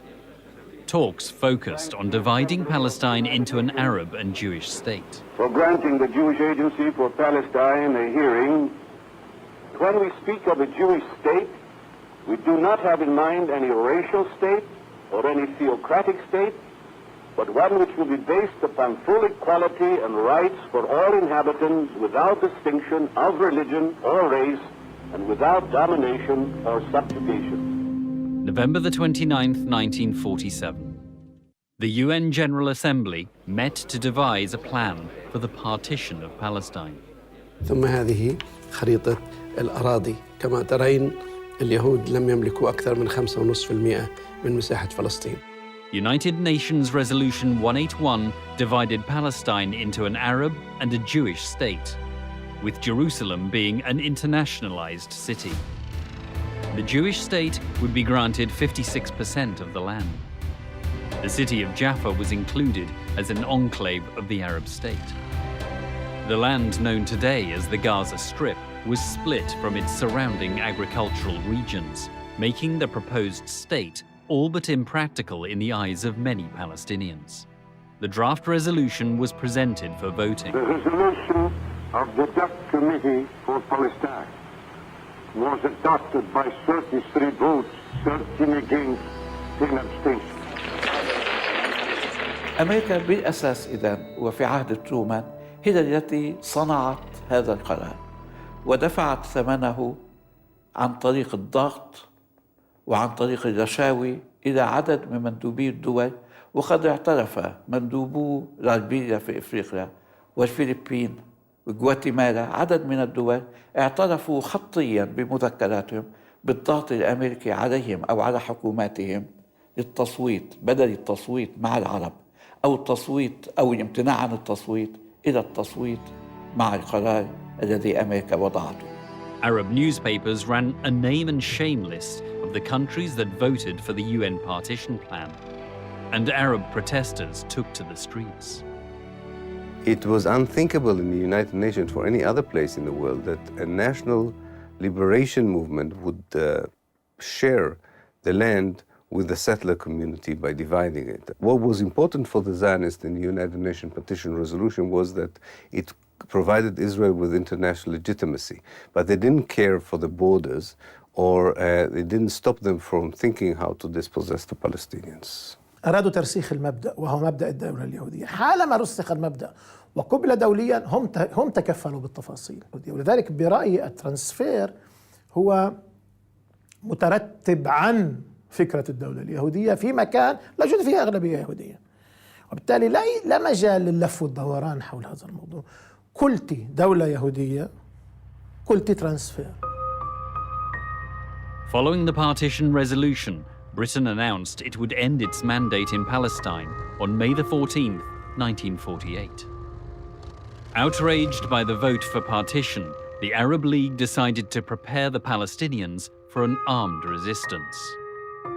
Some 3,000 volunteers, some from across the Arab world, were sent for training in Syria. A figurehead for the struggle was the Grand Mufti of Jerusalem, Haj Amin al-Husseini. From his refuge in Lebanon, he felt confident the Palestinians, with help from the Arab countries, could prevail. حاج أمين الحسيني في 37 طلع من هون 11 سنة أو 10 سنين ما كان في فلسطين، ما كان يعرف الوضع.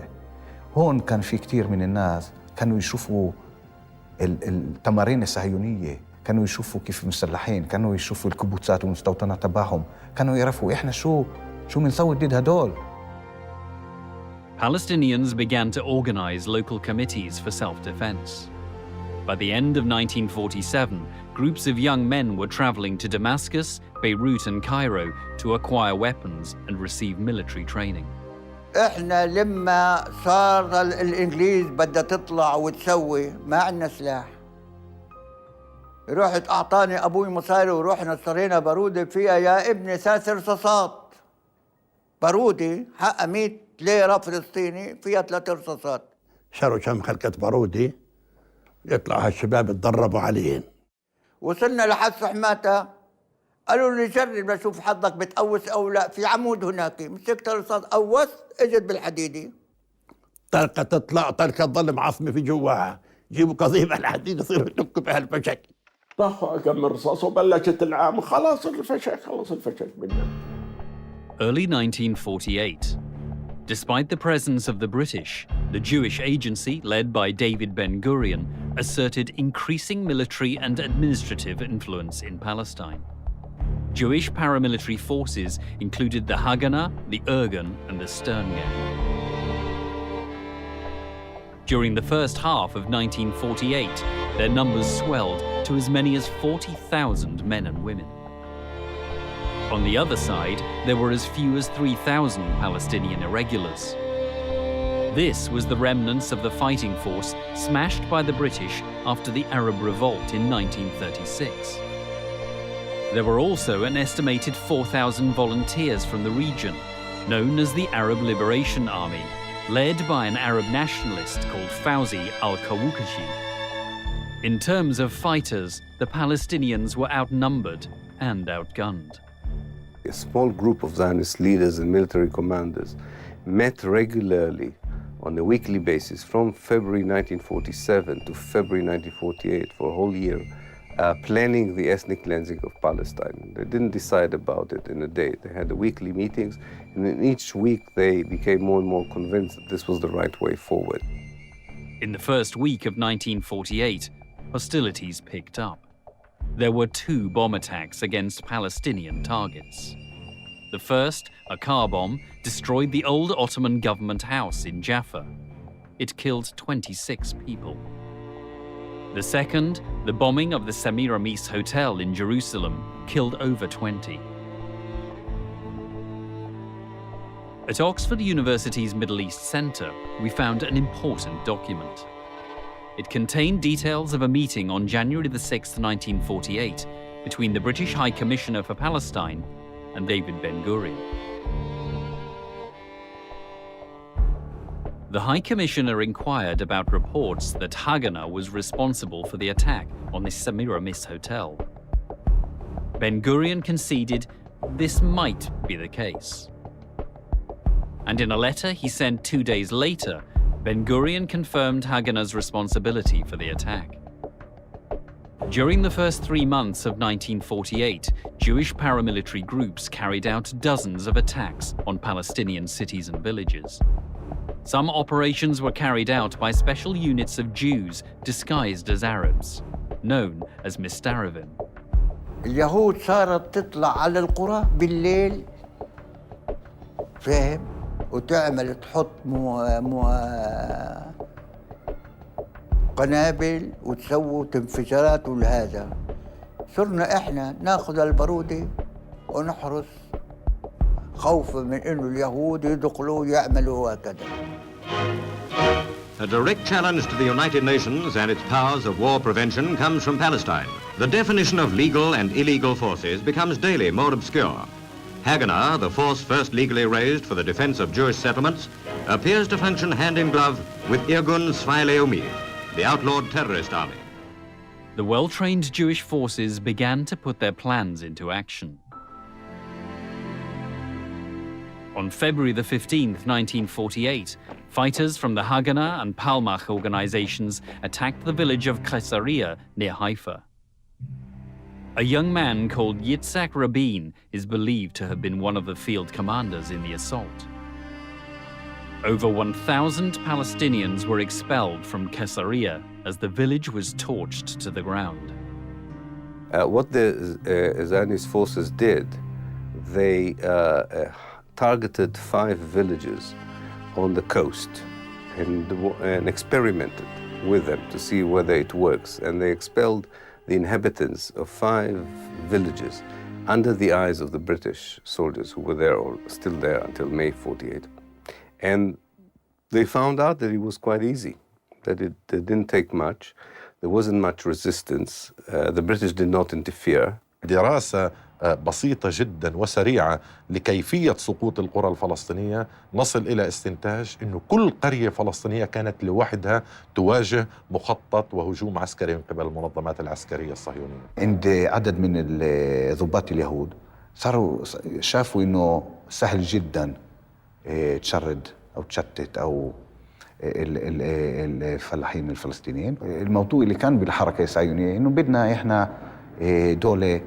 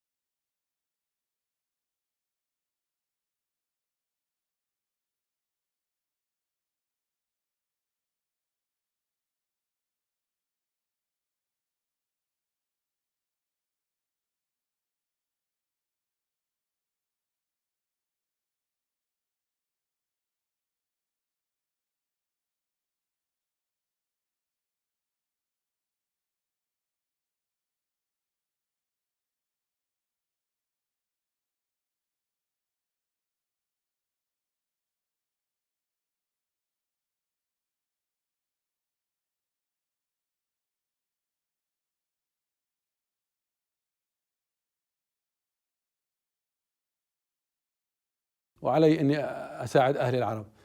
إحنا بندافع عن أرض العرب وعن الصخرة، وأنت ما بتعرف شو معنى الصخرة لا بالنسبة للأمة العربية والإسلامية. فلما شعر والدي أنه عليه ضغط استقال من الجيش العربي، فتوجه والدي إلى بيروت ودمشق للحصول على الأسلحة. حصل على كميات من الأسلحة. في أثناء عودته في قافلة السلاح من بيروت إلى حيفا، كانوا شباب نادي أسامة العكي بانتظارها، فعكا بيشوفوهم لليهود، قالوا احنا شايفين اليهود قاعدين بيجمعوا لك وحطوا لك موانع من 3-4 أيام، فالأفضل أنك تعود بالقافلة عن طريق بيروت دمشق عمان. قال لهم أنا إذا بغيب عن حيفا يوميا تسقط حيفا، ولذلك لازم أخترق الموانع هاي واللي الله كاتبه بصير. Al-Hunayti was killed in an ambush on the road to Haifa. He had fought for Palestine and had paid the ultimate price. Abdul Qadir al-Husseini was the charismatic commander of Palestinian forces in the Jerusalem area. He traveled to Damascus to plead for arms. He returned empty-handed.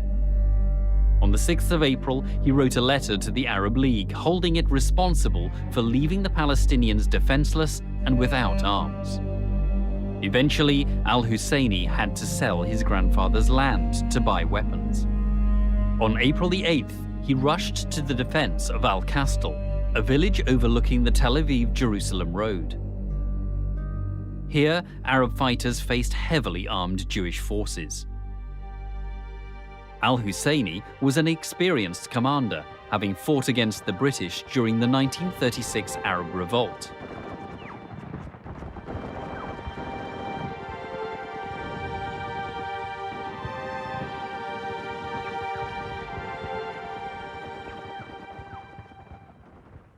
He was killed in the Battle of Al-Kastal. His funeral drew a large crowd of mourners. His death was a severe blow to the Palestinian morale. Jewish forces were gaining the upper hand. They began to seize areas that the UN partition plan had allotted to the Arab state. In this land grab, little discrimination was made between fighters and civilians.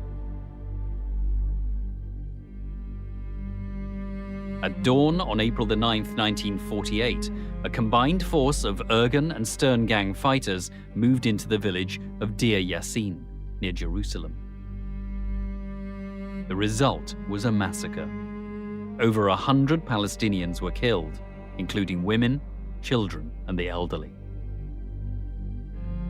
وحتى مذبحة دير ياسين كانت تبعد 2 أو 3 كيلومتر عن مكتب مدير البوليس البريطاني في القدس، وعندما أخبروه بأن هناك مذبحة تدور في دير ياسين لم يتحرك وقال هذا ليس من شأننا. The British very sadly let down the Arab population. Of that there is no doubt. Because we were there, the Palestine police force, to police the country. ما أظن أنهم كانوا مبسوطين مع هذه النهاية.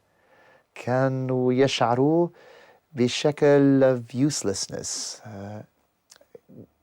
بعض الشرطي الذي حكيت معهم قالوا لي في هذه الفترة قد نمشي في الشارع نرى الصراع بين يهودي وفلسطيني وإحنا زي ما كنش في المكان.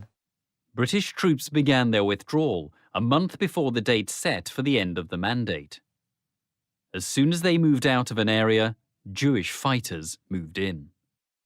كان كامب الجيش البريطاني، وهذا الكامب كان سبب في خروج البلد أو القضاء على البلد. فكانت استلمته الإنجليز زي ما قلت لك، والإنجليز أجوا في الليل طلبوا من اليهود يستلموا الكامب، سلموه في الليل. فهذول أهل القرى القراب راحوا يستلموا المعسكر الكامب، ففاجأوا في اليهود. راحوا لك اليهود مركزين، لما قربوا اليهود رشوا اللي رايحين، إيش مات وإيش انجرح. اللي انجرح يزحف يوصل بين الشجر والقمح، واللي ما ظل مات ولا حدا جابه ولا إيش. بريطانيا أعطت سلاحها لليهود.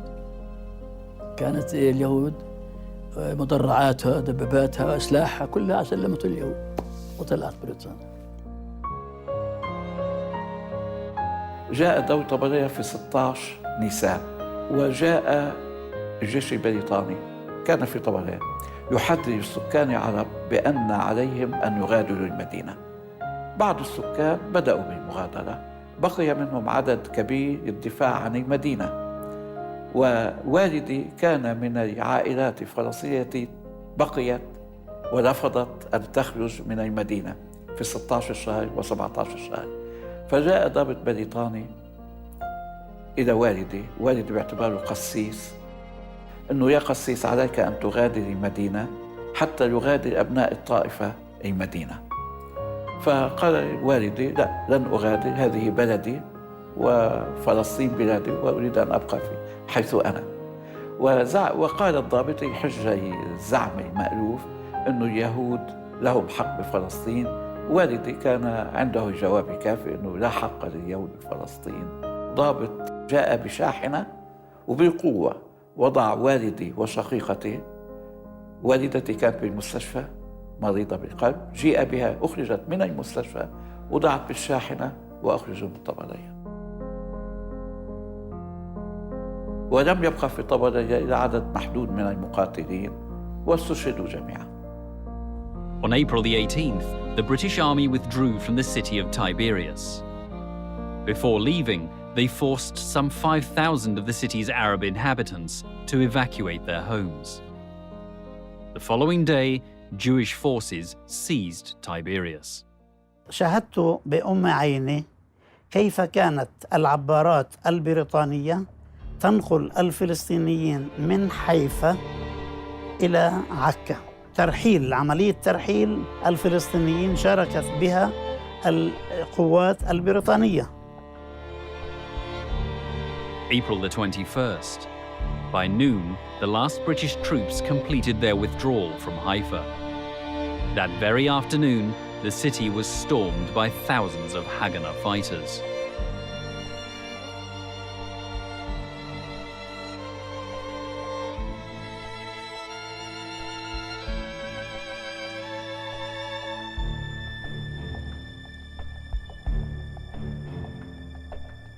Some Palestinians and Arab volunteers stayed to defend their homes. After a 2-day street battle, 60 of them had been killed. The rest withdrew from the city. احنا ظلينا لما حيفا سقطت. لما سقطت حيفا كانوا إذا يعني الرئيسية سقطت، الراس سقط، واحنا شو بدنا نضل نسوي هان؟ طلعت العالم.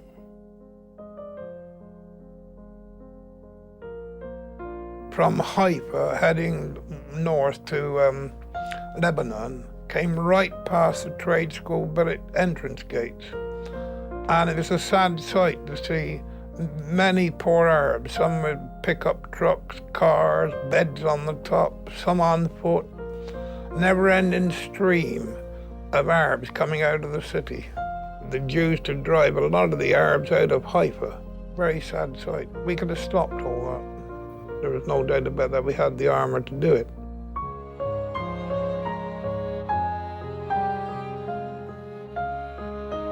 "50,000 Arabs were forced to flee their homes in Haifa, never to return. Today, a memorial stands in the city. Erected by the Israelis, it commemorates what they call the liberation of Haifa.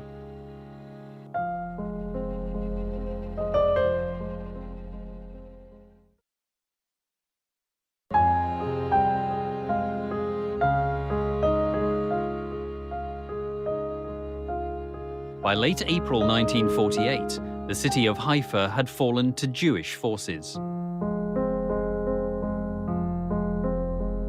The coastal town of Jaffa was now their next target. قتال في يافا، منطقة الجبلية من أشرس المناطق اللي كانت تقاتل، هي متاخمة لتل أبيب والجوار هذول، تقاتل دفاعا عن يافا. تعرف مين كان يقودها؟ امرأة. يعني قيادة القوة اللي كانت، المتطوعين اللي كانوا هناك، امرأة اسمها مهيبة خورشيد. هذا للتاريخ كمان، وأنا شايفها بلباسها العسكري ومقاتل. Although designated as part of the Arab state in the 1947 UN partition plan, Jewish forces set their sights on Jaffa. During the last week of April, bombing of the city intensified. The city's inhabitants were forced to flee the shelling, by sea to Lebanon and by road to East Palestine and Jordan.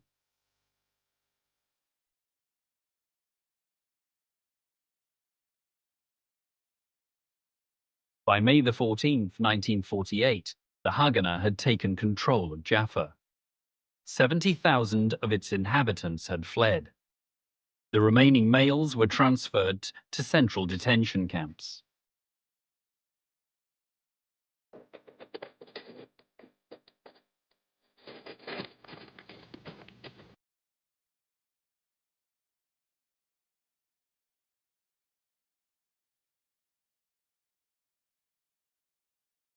Detainees were forced to bury the corpses of fellow citizens now rotting in the streets.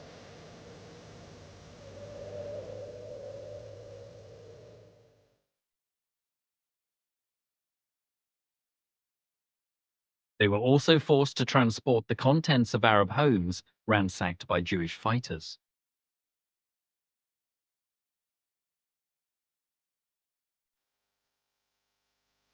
كانوا يأتون بالشاحنات ويفرغوا المنازل العربية من كل محتوياتها الهامة.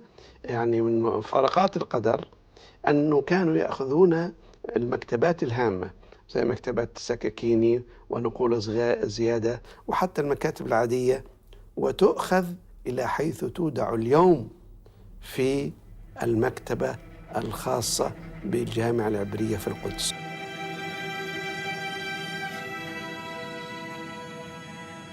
المنهج اللي اعتمدته المنظمات العسكرية الصهيونية في عملية التهجير.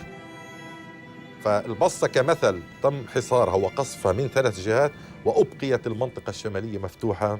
طبعا والشاطر يفهم المقصود إنه المنطقة الشمالية مفتوحة، شو بنقدر نوقع إحنا ضحايا بيكون منيح، نعمل ترويع وتخويف للسكان. وهذا اللي صار مع أهل البصة، إنه بنتيجة الحصار والقصف بالطائرات والمدفعية وعملية تهجير السكان صارت بالألف. اللي ما قدروا يهربوا تخبوا في كنيسة البصة. وبعد ما دخلت قوات الهجناء على البصة أخرجوا 4 وتم قتلهم، شباب وصبايا بجيل 14 وال15، والبقية قاموا في ترحيلهم. الهجرة تمت إلى لبنان لأنه تم قصف القرى والإغلاق عليها من 3 جهات. كذلك التهجير كان إلى سوريا من خلال محاصرة من 3 جهات والإبقاء على الجهة الشرقية الشمالية. فيما يتعلق في القرى الفلسطينية المحاذية لمنطقة الغور نفس الأسلوب. ومن هون تم خلق قضية اللاجئين من قبل المؤسسة العسكرية الإسرائيلية.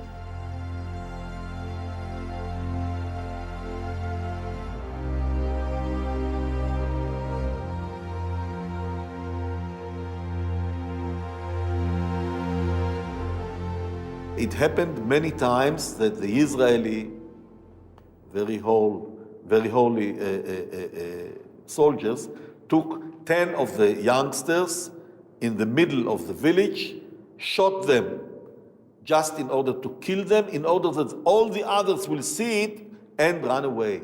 And if it's not enough, they took others also. The Palestinians left of their own accord and in the expectation of a triumphal return.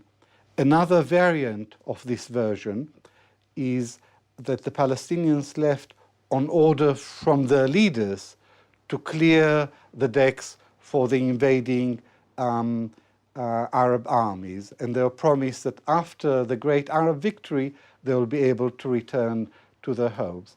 So that is the traditional Zionist version, and it's completely untrue. And there is a massive amount of hard evidence to contradict this version.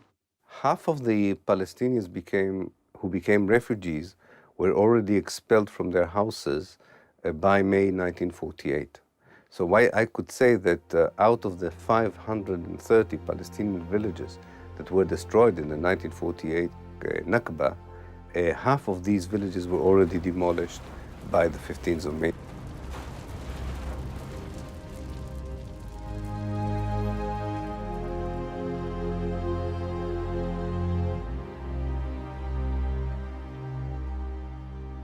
Ethnic cleansing is an ideology that wants to get rid of one ethnic group in its entirety from the place where it lives. The second stage of ethnic cleansing is to erase these people from the place's history. So it's also a cultural act of erasure, of wiping them out of history, out of memory. And the third stage is to make sure that they will never come back. Although the British Army was still present in Palestine, Jewish paramilitaries seized control of 5 major cities. Some 200 villages were destroyed. Ahead of the full British withdrawal, more than 350,000 Palestinians were driven from their land. May the 15th was the date set for the end of the British Mandate. Yet for the Jews, this posed a problem. The 15th fell on a Saturday, the Sabbath. So celebratory announcements of the Jewish state were sent out a day earlier, on Friday, May the 14th. The British Army hastened their retreat. The Jews had been gearing up to take over. In fact, they were issuing Jewish stamps before the 14th of May. A few days before, I've still got 2 francs. They're issuing their own stamp. They were geared up, mind. They were geared up and ready to go. No doubt about that. On May the 14th, 1948, in this grand Jerusalem home, the last British High Commissioner of Palestine, Alan Cunningham, signed a document terminating the British Mandate. Over 3 decades, the British presence had helped pave the way for the realization of the Zionist dream.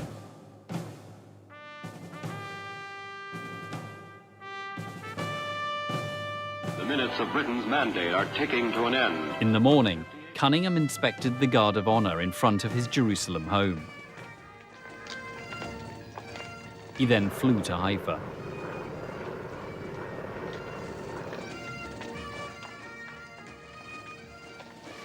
From Haifa, he sailed to Cyprus, and the British flag was lowered. From the time the British occupied Palestine in 1917 to when they left in 1948, the number of Jews is estimated to have multiplied 10 times to 500,000. Meanwhile, as the British bid farewell to Palestine, Ben-Gurion arrived in Tel Aviv to ceremoniously declare the independence of the State of Israel. זכותנו הטבעית וההיסטורית על יסוד החלטת עצרת האומות המאוחדות. אנו מכריזים בזאת על הקמת מדינה יהודית בארץ ישראל.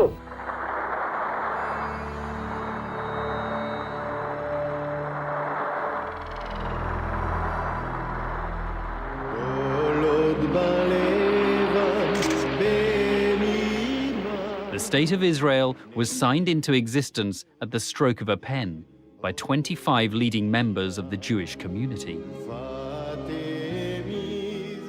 Behind Ben-Gurion hung a portrait of Theodor Herzl, author of the book The Jewish State, published back in 1896. The Star of David was hoisted, the very same flag that had been raised at the settlement of Rishon LeZion in 1885. Since Zionism is a dynamic movement, they knew that there was no finality about the borders then. They knew that opportunities would arise in due course to take the rest of it, and they did in 1967. That was the thinking behind the Zionist movement. Gradual, the building of a Jewish state, and then the gradual expansion of the borders of the Jewish state. Israel, they have named their state, and the new citizens of Israel cheer the men who have signed the Jewish Declaration of Independence. They leave the hall, Ben-Gurion first. Then Goldie Meyerson, woman member of the new Council of State, and Foreign Minister Moshe Sheftok. Chaim Weizmann becomes Israel's first president. Minutes after the Tel Aviv ceremony, the United States amended a document on what they had previously referred to as a new Jewish state. The new wording now read, the State of Israel. It was signed by President Harry Truman and then announced by the US representative to the United Nations. The United States recognizes the provisional government as the de facto authority of the new State of Israel. A new state was born on the foundations of the British Mandate. الذي حصلوا عليه أنهم ورثوا نظام الدولة الإنجليزي. عندما أعلنوا الاستقلال لم يهدموا البنى القائمة، أخذوها كما هي. يعني في واقعية وبراغماتية رهيبة عند القيادة الصهيونية الأولى بقيادة بن غوريون. يعني البنية الدولة تؤخذ من الانتداب من الجيش للأمن لا كما هي، ثم يبدأون بصهيونتها.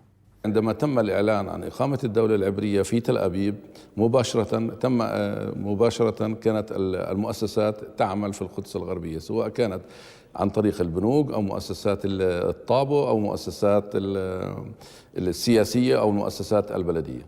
لو كان شخص يهودي يعيش في تل أبيب في يوم 15/5 أي ثاني يوم بعد ما أعلن الدولة، أذهب إلى مكتبي إذا كنت أشتغل في دائرة الصحة وأجد كل السجلات موجودة وكل الأعمال موجودة، ومكتبي كما هو ناقصا شيئا واحدا فقط، وهو أن زميلي الفلسطيني قد هجرناه وطردناه من وطنه. ولذلك استلموا دولة كاملة. ولذلك أنا بقول إنهم استلموا إسرائيل instant state، دولة جاهزة ناقصا أهلها الطبيعيين. The British had not allowed forces from neighboring Arab countries to enter Palestine until after their departure.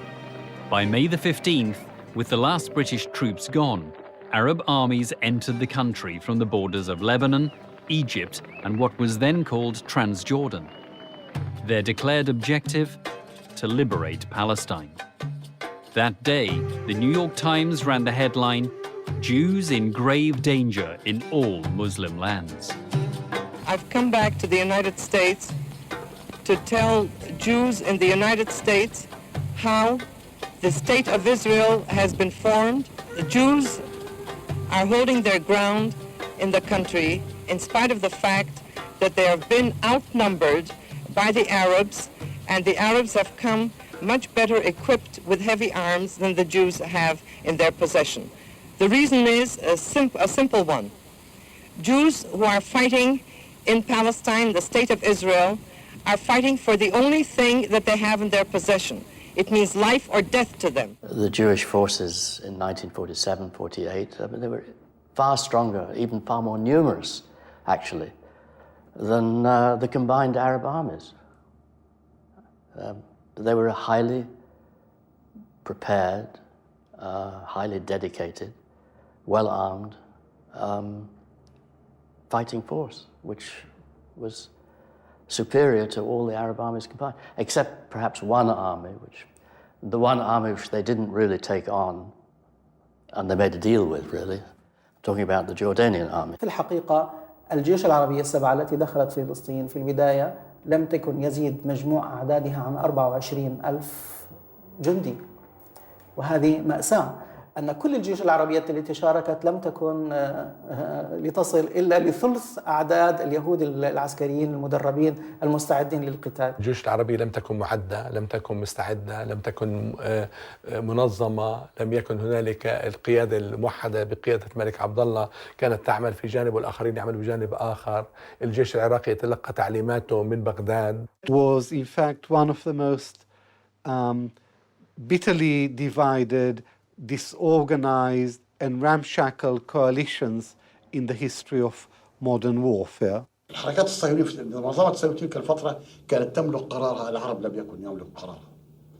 الحركة الصهيونية في تلك الفترة كان عندها أسلحة متطورة جدا وعندها مصانع سلاح في فلسطين، نحن لم يكن لدينا شيء من هذا. الحركة الصهيونية والمنظمة الصهيونية في تلك الفترة كان عندها امتداد عالمي كانت أمريكا تقف إلى جوار، كان حتى السوفيت يقف إلى جواره، وما كانت بريطانيا وكل العالم، نحن لم يكن يقف إلى جوارنا. يعني بكل المقاييس كانت المعركة تسير في صالح المنظمة الصهيونية. 2 days after the Arab armies entered Palestine, the Israeli forces drew their focus on Acre. جاءوا اليهود واحتلوا تل نابليون، ومن هذا التل بدأوا يطلقون نيرانهم على البلدة القديمة. كنا ننتظر مجيء النجدة العربية، لم يأتي أي أحد. Acre fell, and 10,000 of its inhabitants were expelled. إجا عنا يوم من الأيام مجيد بيك أرسلان، قالوا له يا بيك يا باشا صفت سقطت وعكا سقفت، وإحنا قعدنا بالنص هون، وإحنا ما في عنا سلاح ولا شيء. شو بقولنا؟ قال ما كنت متأمل من أهالي ترشيحة أسمع الكلام هذا، والله عندما تسقط بيروت تسقط ترشيحة. راحوا اللي هو بعث لنا أنت تانك رايفل، هذول 2 مدفعية من أيام 6 مدورين معهم كل واحد رصاصة. قال هذا بخسيس من الدولة اللبنانية وهذا بدنا حقه، فهم؟ ظلوا على الشارع، أخذتهم اليهود. في بيجوا عراقي لعنا، فهم؟ ضابط اسمه جاسم قال له يا أبو سامي بتعرف شو بيقولوا بالعراق اليوم؟ قال له شو؟ قال له لما بيقولوا دخلنا ترشيحة بيهللوا بكبروا، لما دخلنا عكا بيهللوا بكبروا، لما بفلان عكالنا بكبروا. بيعرفوش احنا ما احتلناش ولا مستعمرة. أنا راي على العراق، إن كان بدهم يقاتلوا والله جاي أقاتل، كان بدهم يقاتلوا في عنا أكل بناكل هناك. احنا قانون الدول العربية عمي، ما طلعنا احنا. شوي ولا جاي من عبد الإله قالوا لهم محل ما بكيتوا ترجعوا، رجعوا صاروا مثل والله يعني كيف من هالتراب ويعفروا على رؤوسهم. الجيش العراقي خياني خياني خياني خياني. أنا مضيت معظم الوقت مع الجبهة الأردنية، كنت أطل على الجبهة العراقية ورحت على الجبهة المصرية. بيقدرش الواحد يقول عنهم شيء، وبالعكس ناس حماسهم قوي وعملهم قوي، لكن للأسف وعدائهم للعدو حقيقي، وعدائهم لقيادتهم الإنجليزية على مستوى كتيبة وسرية، وهذا كمان خصوصا الجيش الأردني كبيرة. The Jordanian army was commanded by the Englishman Sir John Glubb, known as Glubb Pasha. Over 40 other British officers also served in the army and held great influence. Under British advice, King Abdullah of Transjordan agreed to a secret deal with the Jewish leaders to avoid clashes between the Jordanian army and the Jewish fighters, in return for the West Bank and East Jerusalem. Such token resistance was the reason Glubb later called the 1948 war the Phony War. Glubb is a very complex character.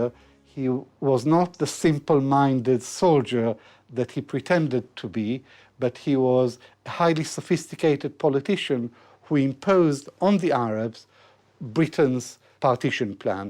The meeting was between Ernest Bevin, the Labour government's foreign secretary, and Tawfiq Abul Hoda, the Jordanian prime minister, who was accompanied by Glubb Pasha, who also acted as an interpreter.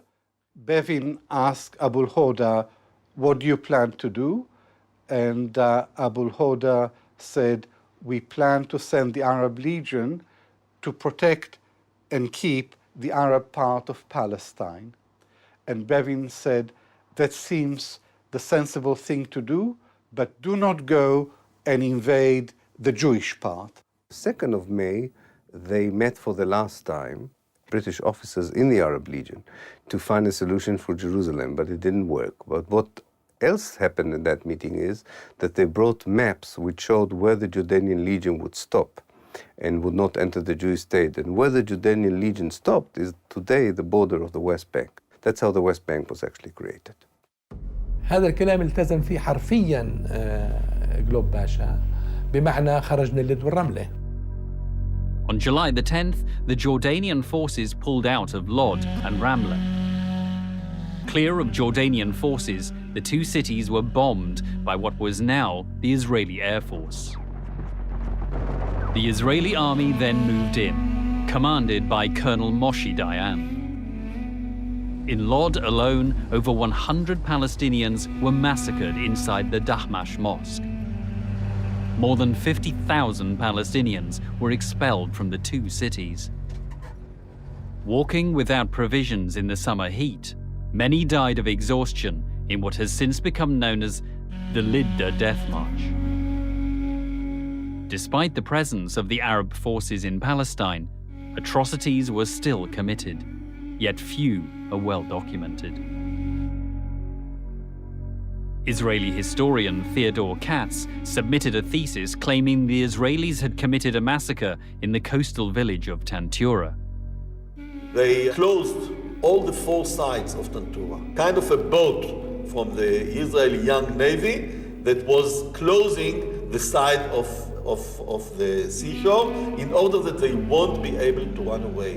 What I heard from one of the Jews I interviewed, a soldier in the 2nd company. He was moving with his pistol of 9mm on the shore among the men, asking them, where is your rifle? Those who said that my rifle is somewhere next to my house was taken like this with a rope to his house by 2 or 4 people.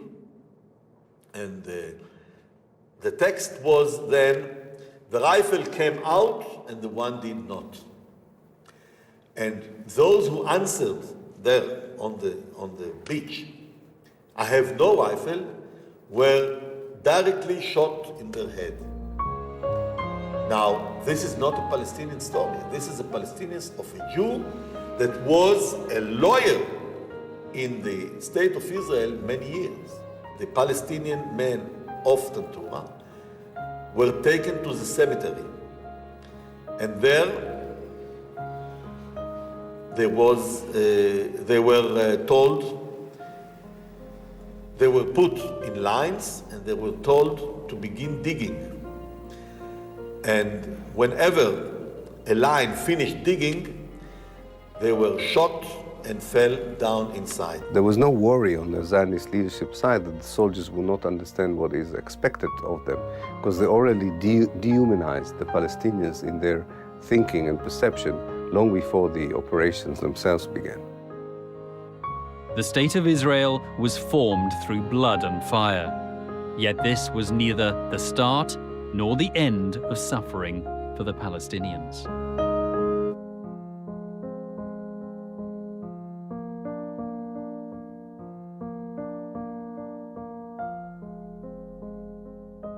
From early 1948, Jewish paramilitary forces began to seize more land in Palestine.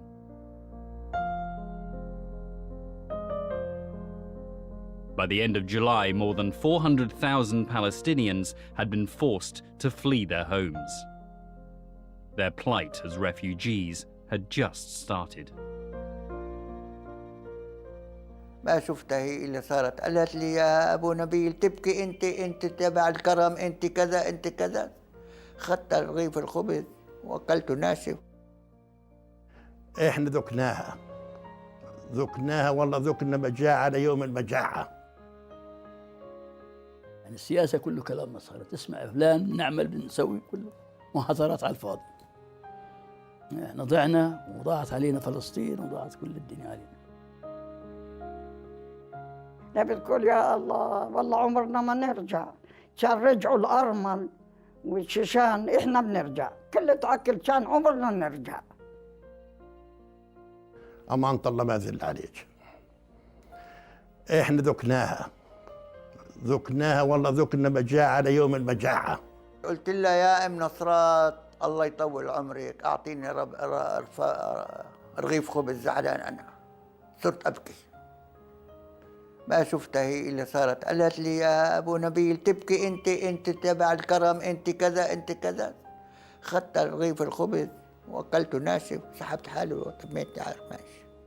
قعدنا تحت الشجر برام الله، لا أكل ولا شرب ولا شيء. بعض الناس باعوا صوف اللي في فراش اللي عندهم حتى إنهم بس يشتروا طحين وقمح. أخوي الأصغر كان عمره 3 سنين في ذلك الوقت، اسمه علي، مرض، لم نجد العلاج، مرض بسيط، سهل، توفي. شرينا الجهاز تبعت السكر هذول ابو عز ازرق يجني وابو عز احمر، وخيطناهن زي بيت الشعر وقعدنا في الوعر. وين بدنا نقعد يعني؟ في المدينه او في كري؟ والله كلش لا، قعدنا في الوعر. كلش يعني مره من المرات والله ملكينا رغيف خبز ناكله، لا والله. راحت رحمه الله عليها صبحه اللي هي امي في هالايام، يعني في هالايام تلقت علج، تعرفين العلج؟ تجيبوا وتسلكوا وتعالوا سبنته الزيت مع راس البصل وناكله بدون خبز. انا بعشق الدغري. هذا اللي بكى صار معنا في هالهجره. قعدنا تحت زيتون ضرب الله وطجت الطياره رشت، ما صبتناش. قالوا بعدين هي اللي يحكونا هين روحوا تضروا على القفر من درب الله طغاد. رحنا على القفر وين بدنا نقعد؟ فيش وسائل. قالوا لنا في عين فواره ينزلوا عليها بين الودان. لما قعدنا قاعدة الداية تبعت بلدنا اللي ودها يا باي هافت الجبال واحنا في بالنا الواد. لا بتقول يا الله والله عمرنا ما نرجع. كان رجعوا الأرمل والشيشان احنا بنرجع، كل تعكل كان عمرنا نرجع. الله يرحمها توفت. ضلينا قاعدين 3 أشهر تحت الزيتون. كنا ساكنين كل عيلتين في خيمة من هذول الكبار. في الشتاء يتخلعوا الأوتاد، نروح نحط حجار عليهم ونروح نمسكهم في الشتاء ونمسك في العمود خوف إنه ينخلع بسبب الريح والمطر. United Nations mediator in Palestine, Count Volker Bernadotte. In May 1948, Swedish diplomat Count Folke Bernadotte was appointed as UN mediator in Palestine. His mission was to seek a peaceful settlement. And I believe, and I think I have the right to believe, that we sooner or later, it might be sooner, can get a settlement and stop the war in Palestine. Count Bernadotte surveyed the devastated Palestinian villages and visited refugee camps in both Palestine and Jordan. The scale of the humanitarian disaster became apparent. He witnessed cramped living conditions, long queues for basic food, and scarce medical aid.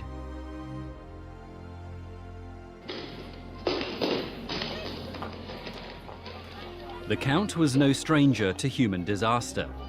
With the Red Cross, he had rescued over 30,000 prisoners of war from Nazi concentration camps. He advocated the Palestinians' right to return to their homes. In a report dated 16 September 1948, he wrote, "It would be an offence against the principles of elementary justice if these innocent victims were denied the right to return to their homes, while Jewish immigrants flow into Palestine, and indeed at least offer the threat of permanent replacement of the Arab refugees who have been rooted in the land for centuries." The Count's first proposal argued for fixed boundaries through negotiation, an economic union between both states, and the return of Palestinian refugees. The proposal was turned down. I hope that I will continue my mission as mediator for Palestine. That's what we hope to. And this is now a setback. We had, I would like to say, success in the beginning. It goes up and down. Now we are a little down, but I'm not at all a broken man over this. Because I'm still hopeful that we can get a result of the mission.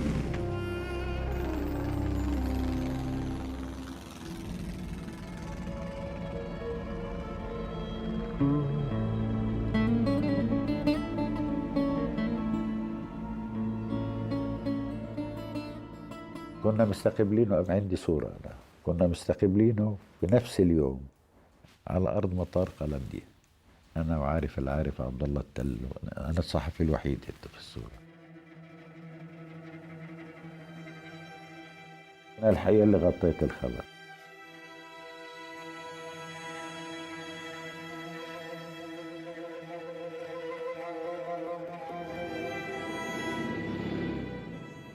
كنت قاعد بمقر قيادة الجيش، يعني الكتيبة إلها قيادة، والقيادة كانت في الروضة، المكان اسمه الروضة، وقاعدين هناك، وإذ بيجي تلفون: المستر بسيسو، نعم، we have a message for you. قلت له: من مين؟ من كوماندر ستافورد. قلت له: طيب شو هي؟ قال لي: تعال. رحت عليهم رأسا لأبو الليل، قلت: بدنا نزوت الأسل. On September the 17th, 1948, the day following his UN report, the motorcade of Count Bernadotte was ambushed in Jerusalem. He was shot at point-blank range by members of the Jewish Stern Gang. Palestine, and from Jerusalem, the bodies of Count Bernadotte and the French truce observer Colonel Serrault are conveyed by ambulance to Haifa.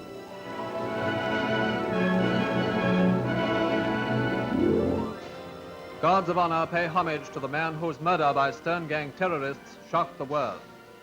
Humanity is the poorer for the loss of Count Bernadotte, whose work for peace in Palestine had won the admiration of all civilized peoples. شتيرن كان يرأسها إسحاق شمير، أصبح رئيس وزراء، وإسحاق شمير ألف مذكراته ونشر في العبرية، ونحن نشرناه في اللغة العربية.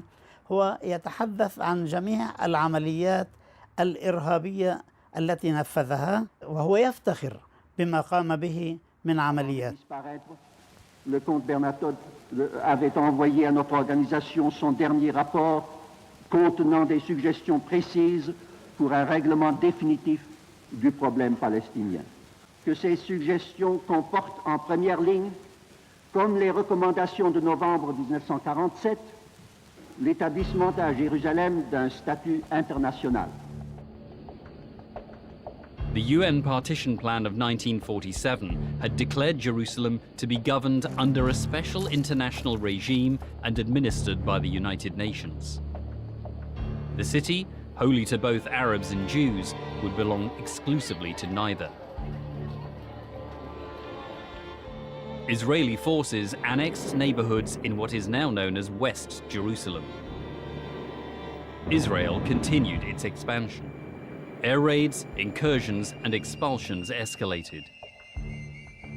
By December 1948, the number of Palestinian refugees soared to over 700,000. The United Nations General Assembly responded by adopting Resolution 194. This stated that refugees who want to return to their homes and live in peace with their neighbors should be given the right to do so as soon as possible. Israel is a child of the United Nations, and it is determined to remain loyal to its parent body. It's going to base its whole policy upon loyalty to the United Nations, but it is up to the United Nations to be loyal to its child. All the United Nations resolutions have been left in abeyance. They haven't been applied. And that, of course, is in good measure due to the United States. In 1949, Israel seized more land allocated to the Arabs by the UN partition plan. By April 1949, the gravity of what Palestinians called the Nakba, or catastrophe, was becoming clear. More than 400 villages and 11 cities were destroyed. Over 700,000 Palestinians had become refugees from the land that would become the new state of Israel. Over 13,000 Palestinians had been killed, more than 30,000 injured.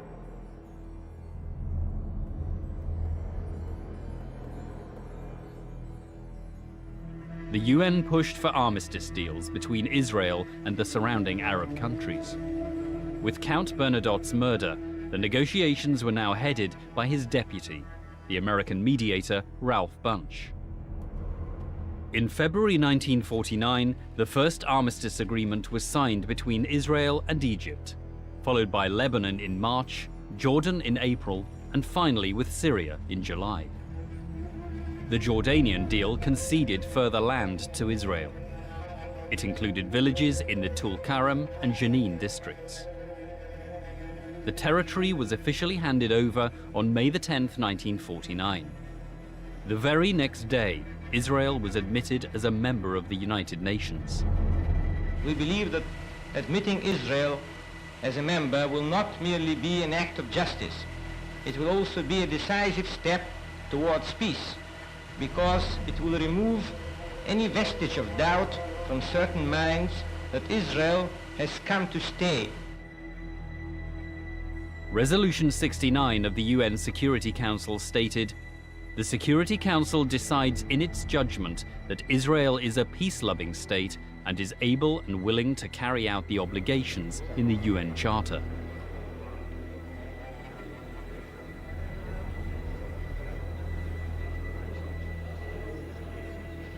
In protest, Arab delegates to the UN walked out of the General Assembly. The American diplomat Ralph Bunche, architect of the armistice agreements, was awarded the Nobel Peace Prize. I had been awarded the Nobel Peace Prize for this year. I am, of course, extremely happy and highly honored. Whatever I was able to do in Palestine was a result of the fact that I was backed by the great international peace organization, the United Nations.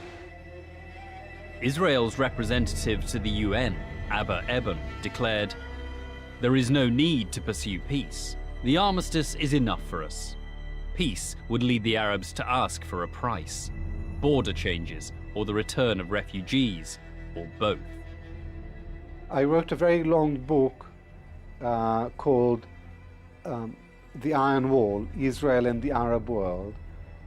But it has a very simple idea, or a very simple theme that emerges, and that is that Israel, throughout its history, has been all too ready, extremely ready to resort to military force, and remarkably reluctant to engage in meaningful diplomacy with its Arab neighbors. في نفس الأسبوع الذي وقع فيه بن غوريون اتفاقية الهدنة مع سوريا في 20/7/1949، في نفس هذا الأسبوع جمع 24 خبير في المساحة وفي التوراة وفي التاريخ وفي الجغرافيا، وقال لهم امسحوا كل آثار فلسطين وضعوا عليها أسماء عبرية. وانطلقوا في هذا الاتجاه، والخرائط الإسرائيلية لليوم تعكس هذا الكلام. The sole remnants of Palestine were split into two separate parts. In April 1950, the eastern portion was annexed to Jordan and named the West Bank. The narrow coastal band in the south was put under Egyptian administration and named the Gaza Strip. The word Palestine was erased from history, politics, and economics.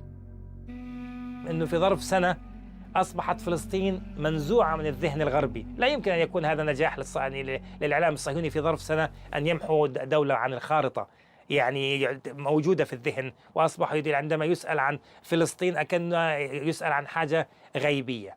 هناك إرادة سياسية غربية منهجت عملية غسيل الدماغ للشعوب الأوروبية، وهناك دعم مادي غربي في هذا المجال، فتوافقت الحالتان، حالة في منهج صهيوني إعلامي ولكن أيضا في أرضية تقبل ساهم فيها السياسي الغربي في أن يقصر مسافة غياب فلسطين من الذاكرة الجماعية الغربية التي تعرفها، ووجود إسرائيل مباشرة في السنة التالية لإقام هذه الدولة. If there is the case against Britain and against Ernest Bevin, it's not that they tried to prevent the birth of a Jewish state, but that they tried to prevent and succeeded in preventing the birth of an independent Palestinian state. My passport was stamped to Alcantara entering Palestine. Officially, I never left Palestine. I officially entered it. And officially I never entered Israel, but I left it and stamped in the passport. هي لو الدول العربية ما تعمل حجز علينا بندخل احنا بنعمل قلائل من خليج اسرائيل تتأمن. احنا فلسطيني ممنوع كان يصل صيدا، اذا يوصلوا بالسلطة يحطوه بالحبس. فهمتي؟ الدول العربية الله لا يوفقهم عمل حاجز على اسرائيل داير من دار. Though official and historical records have revealed much about the Palestinian Nakba, there are still many more documents that remain classified. يقول بروفيسور إسرائيل شاحك أنه كل ما يتعلق بالنكبة الفلسطينية وكل ما يتعلق في موضوع التهجير القرى الفلسطينية في الداخل يعتبر من أشد أسرار الدولة صونا في الدولة الإسرائيلية. حسب القانون الإسرائيلي إذا الوثائق بالأرشيف ممكن تدور المصلحة القومية الإسرائيلية ما بيتم افتتاح أبدا. يعني حتى عشان هيك إذا بتتعلق كتير مثلا من موضوع اللاجئين بالمفاوضات بدكش تفتح الملفات هدول. أنا طلبت عدة ملفات أرشيف دولة إسرائيل بالنسبة لأراضي اللاجئين، مش بس الحرب نفسها، بس شو صار مع أراضي معينة في مناطق معينة بعد الحرب. قالوا لي أنا طلبت قبل 10 سنين، قالوا لي بعد 10 سنين. طلبت قبل أسبوع، قالوا لي بعد 10 سنين. Documentation of the Nakba has become sparse. Records that do remain have been neglected and are poorly maintained. Primary sources are extant, yet many useful accounts have not been circulated. One includes the memoirs of Hussein Fakhri al-Khalidi, a former mayor of Jerusalem and member of the Arab Higher Committee. He remained in Palestine till 1948 and wrote his memoirs the year later in Beirut. In 1958, he wrote a book in English entitled Arab Exodus, yet his work has never been published.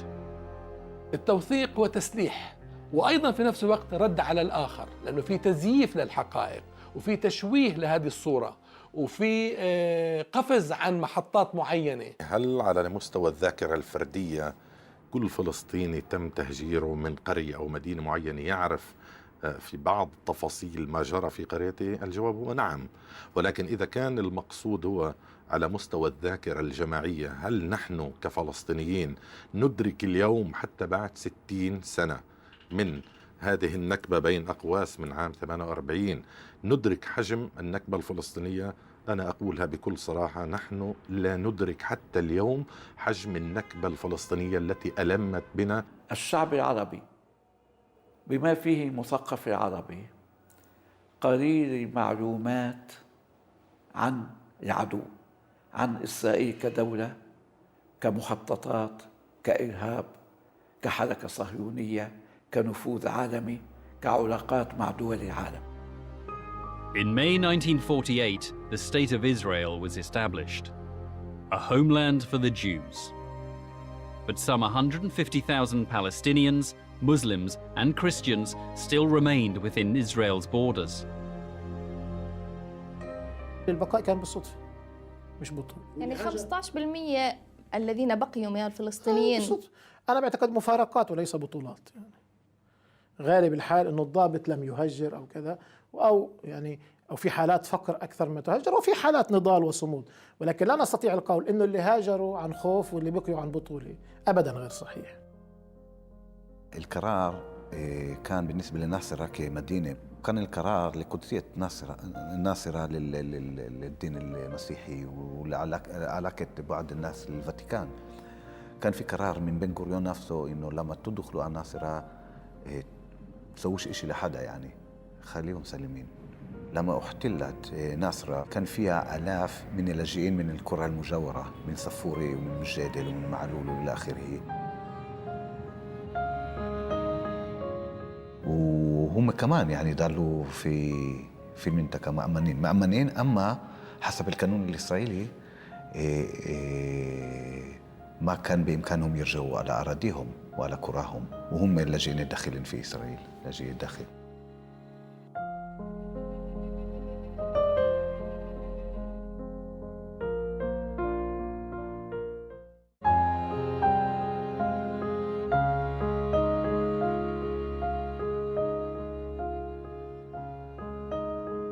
This is Safaria today, just one among hundreds of Palestinian villages whose traces have almost been wiped away.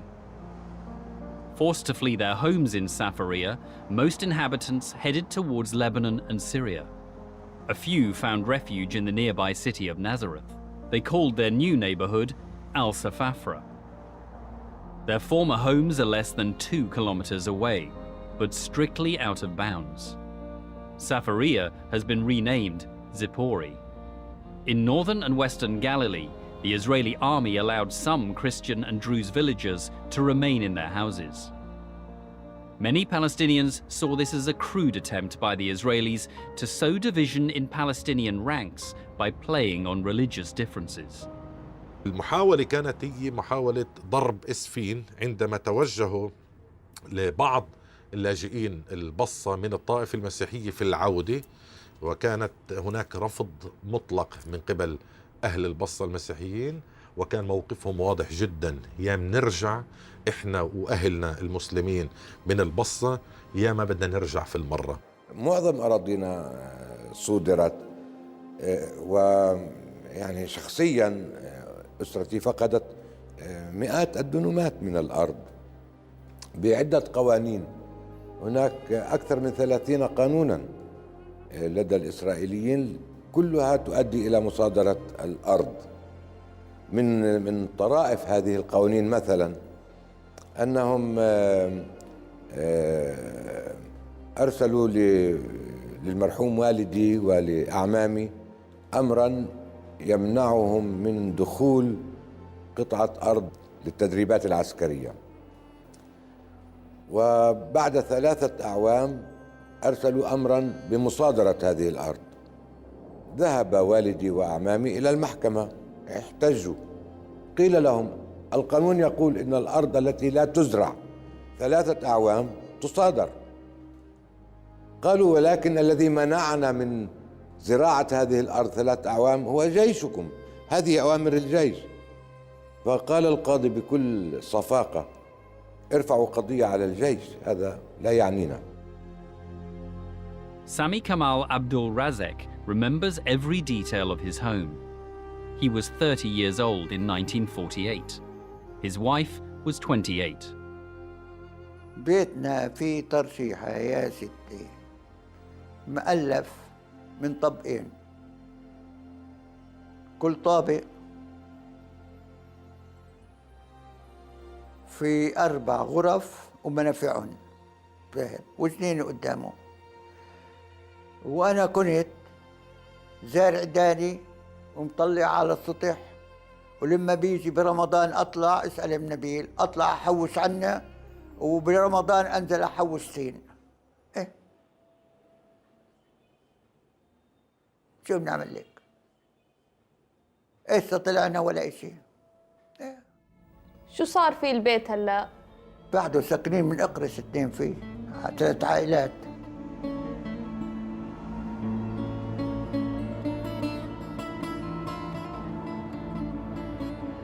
هسه كنا ساكنين فيه ندفع أجار، أموال متروكة. يوم إجوا قالوا بدهم يبدلونا، إحنا ما قبلنا نبدل بإقرض بالأرض هون بالدار. عاودوا رجعوا قالوا أو بتشتروها أو بتطلعوا منها. اشترينا، دفعنا إحنا ودار سلفي، كنا النص وإحنا النص.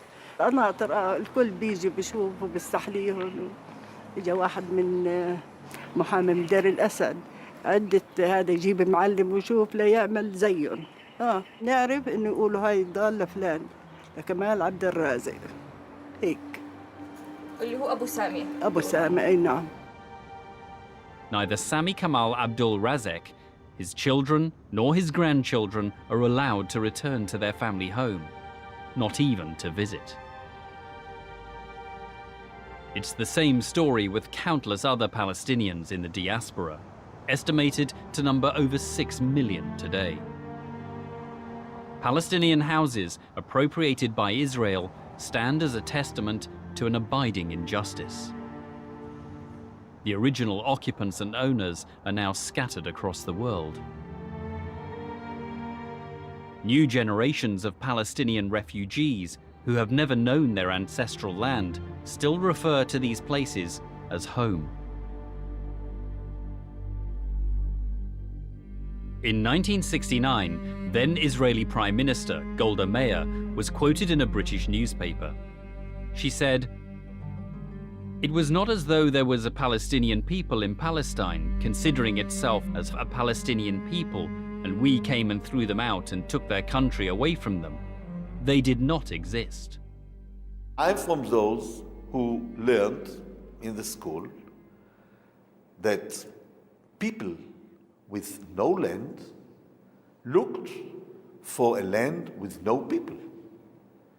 So these people of here, what we call Palestine, maybe they were here, but they were no people. That's to say that 1,300,000 of people that were present here in 48 are either no people or were not here, and this was a kind of a mistake. إنكار ما جرى من حيث التهجير لعدم الرغبة بالاعتراف بحجم الجريمة. الاعتراف بحجم الجريمة له إسقاطات كبيرة. أولاً على حجم التعويض الذي يجب أن يكون للفلسطينيين وحق العودة لهم. ثانياً أنا بعتقد إذا كان هنالك شخص ديمقراطي ليبرالي لديه مشكلة وجودية، أنه هو يستطيع أن ينظر ما شاء على حقوق الشعب الفلسطيني، ولكنه عندما ينظر يجلس على خرائب الشعب الفلسطيني. لديه مشكلة وجودية حقيقية وتناقض حقيقي ويحب أن ينكره. There was a machinery of denial, and that's why most Israelis did not know what happened. And those who did had a different mechanism. There was a mechanism of justification. They decided if our forefathers expelled the Palestinians, there was a good reason for this. And they were taught not to talk about it in public because it embarrasses Israel.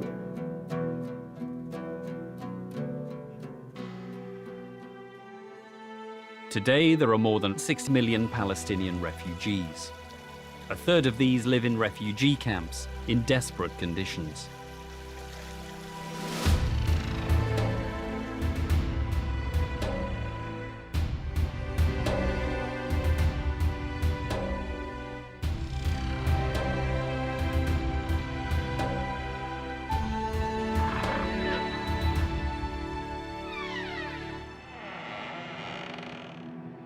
يعني السياسة كله كلام مسخرة، تسمع فلان نعمل بنسوي كله محاضرات على الفاضي. احنا ضعنا وضاعت علينا فلسطين وضاعت كل الدنيا علينا. أنا طلعت ولد من البلاد صرنا اختيارية أنا وأولادي. طب وينه؟ وين الوعي اللي عندنا؟ وين التقدم اللي عندنا؟ وين الوطنية اللي عندنا؟ الوطنية يا عم الله يستر عليك. الوطنية إجابهم ويبني ويعلي ويروح على القاعة تبعت أبو خويك ولا تبعت مش عارف مين يعمل أفراح لابنه بيقول له فات. طالت تصور يعني صار بده يصير 60 سنة واحنا بننتظر اليوم وبكرة. إني من 48 ل 2008 60 سنة عايش ميت بدون وطن، بدون أرض، بدون ذخيرة، بدون سلاح، بدون قوة، حزين 60 سنة تعيشون حزين بدون وطن. لا يعني بضل منتقص، كرامته بضل منتقصة.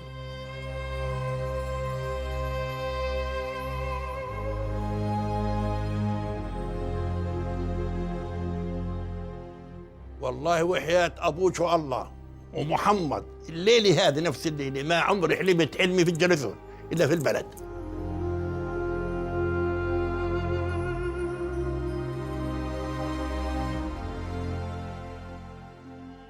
اللي انولدوا برا ما لهمش وطن، بدهم يضلوا عايشين بدون وطن. إذا الأمل العودي لازم يكون مزروع في نفوسهم، ما بصيرش يفقدوا دينهم. شو أمله في الحياة الإنسان بده يفقد دينه؟ ما له وطن ولا دين. هب جنة الخلد عدن لا شيء يعدل الوطن. لازم يكون في وطن للإنسان. إحنا فلسطينيين لنا أرض إلنا بيوت، إلنا دور، ما احناش نوار الرحال، ناس زينا زي بقية العالم، منتمين لوطننا، لأرضنا، لبلدنا، ما انخلقناش عبث في هذا الكون وطلعنا. I find it terrible to reflect on the fact that we still have those refugee camps which were created in 1948 here in Lebanon and elsewhere. I mean, it's in a worse situation than they ever were, both in their conditions and in their prospects. القضية الأولى هي قضية اللاجئين. هكذا بدأت قضية فلسطين. ما في حل لقضية فلسطين بدون حل قضية اللاجئين. إن طرد الناس من ديارهم هو جريمة حرب، ومنعهم من عودتهم إلى ديارهم هو أيضا جريمة حرب، لأنه معناه تكريس لجريمة الحرب الأولى، فمعناه استمرار لذلك. ولذلك يعني يجب أن نركز على أن إسرائيل لم فقط تقترف جريمة حرب عام 48 بل تستمر فيها إلى اليوم. 60 عاما من مأساة وتعاسة الشعب الفلسطيني، تخاذل وإهمال الأمة العربية وخاصة الحكومات العربية، وحشية وإرهاب العدو الصهيوني، وتآمر وظلم العالم بأجمعه. Jerusalem holds great importance to the three main monotheistic religions.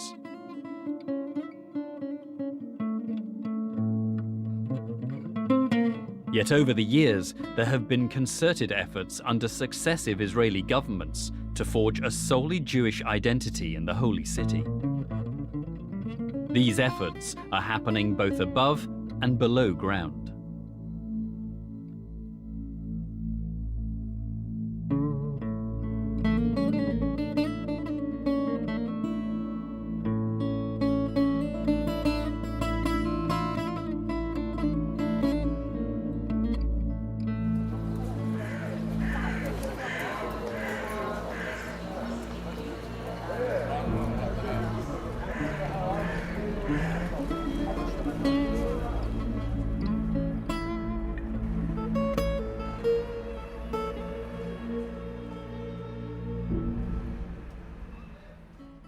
مفتوح، نفق مقترح تحت الإنشاء. طبعا الحفريات ليس من الناحية الجنوبية وأيضا من الناحية الغربية باتجاه الناحية الشرقية. وهذه ما زالت مستمرة اليوم، حتى هذه اللحظة اللي بنشوفنا فيها مستمرة. هون الحفريات من الناحية الجنوبية، طبعا بس من الناحية الجنوبية كمان ومن الناحية الغربية. يعني الحفر هون. الآن عندما وضع مخطط 2020 أو مطلق 20 سنة 2020 وضعت ملايين مليارات الدولارات من أجل تثمينه. هذا المخطط أولا ينظر إلى مدينة القدس كعاصمة أبدية للدولة العبرية بأقلية عربية لا تتجاوز 12%. نحن الآن كفلسطينيين 35% من المجموع العام للسكان. وينظر أيضا إلى الدولة إلى القدس بشكلها المستقبلي وليس هي الوضع الحالي. هو يتكلم عن ضم مستوطنات خارج حدود بلدية القدس، سواء كان من الناحية الشرقية أو الشمالية الغربية أو الجنوبية الغربية. طبعا الهدف منها هي إخراج التجمعات الفلسطينية إلى الخارج وضم الكتل الاستيطانية اللي هي هذه اللي داخل حدود البلدية. بهذه العملية كم فلسطيني تم إخراجه؟ الجدار أخرج 125 ألف فلسطيني بضربة واحدة. المزيد من الأرض والأقل من العرب، هذا هو جوهر الفكر الصهيوني والسياسة الصهيونية. نحن نكرر نفس الأخطاء. قبل 48 كانت حركة وطنية منقسمة إلى أحزاب تقوم على أرضية التنحر العائلي. اليوم عندنا حركة وطنية فلسطينية منقسمة إلى أحزاب تقوم على أرضية التناقض الأيديولوجي والتناقض على الصلاحيات والمصالح. نفس الشيء، لم يتغير شيء، يعني رغم تكرار الدرس لكننا لم نتعلم الدرس. نفس الشيء في عام 1948 كنا نراهن على بريطانيا، يعني كانت قيادتنا تعمل على أساس أن تجمع الصيف والشتاء تحت سقف واحد، معاداة الحركة الصهيونية وصداقة بريطانيا. اليوم نحن نفس الشيء، يعني الذي تغير في الموضوع الولايات المتحدة الأمريكية حلت محل بريطانيا. نفس الشيء كان في عندنا تجاوزات، وفي عندنا كما قلنا خوات، وكان عندنا تجاوزات وكان عندنا خوات. 1948 كان بتقودنا القيادات إقطاعية، واليوم بتقودنا قيادات برجوازية. قبل 1948 أيضا كنا لا نستطيع أن نبني علاقة جديدة مع الواقع، واليوم أيضا نحن لا نستطيع أن نبني علاقة جديدة مع الواقع. قبل 1948 كنا الشعب كان أساء اختيار القيادة، واليوم أيضا نحن نسيء اختيار القيادة. أنا أعتقد أنه اليوم إذا كنا نتكلم عن نكبة لم تبدأ عام 48، هي لم تنتهي عام 48. There's a new Nakba taking place as we talk. It just doesn't have the same features and characteristics of the 48 Nakba. The 48 Nakba was in one period of time, very dramatic and massive. The present Nakba is a very slow process of expulsion, annexation, demolition of houses, imprisonment of people. It's going on for 40 years.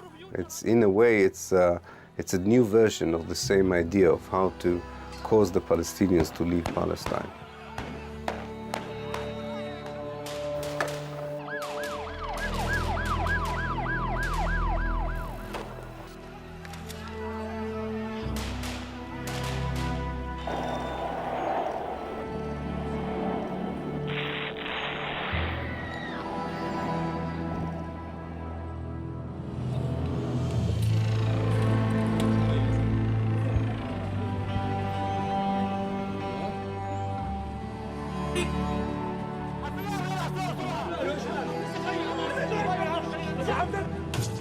If you take what's happening nowadays in the West Bank, in the Gaza Strip, just tell me how clean is the Israeli army and the Israeli rifles who are killing children, old people, women who have nothing to do with the war. The same, exactly the same, happened in 48, and somehow by the same people also. In Zionism. I hope by now it's clear. Our values will never be reflected in public policy. Today, over 6 million Palestinians live in exile, prevented from visiting their ancestral homes. Another 5 or 6 million Palestinians live inside historic Palestine. In the Gaza Strip, 2 million Palestinians are squeezed in a tiny area with strict internal and external control. In the occupied West Bank, Israeli settlements and checkpoints are part of everyday life. Israel claims that the checkpoints are vital to stop Palestinian violence. But critics say they're a form of collective punishment, effectively sealing off Palestinian cities and jeopardizing any hopes for peace.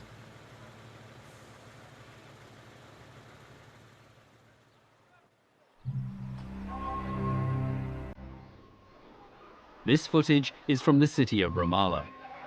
At gunpoint, Palestinians are forced to strip naked in public, part of an ongoing psychological war aimed at making Palestinians feel they have neither safety nor dignity.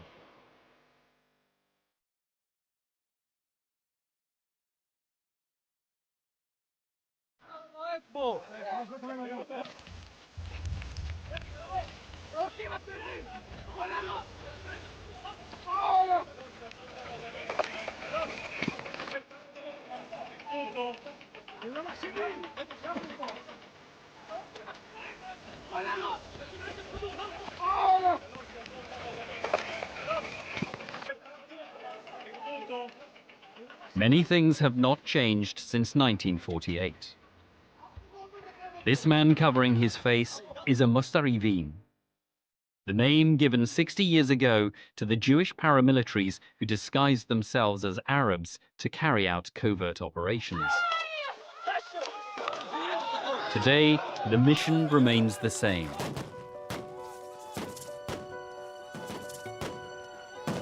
The Nakba continues.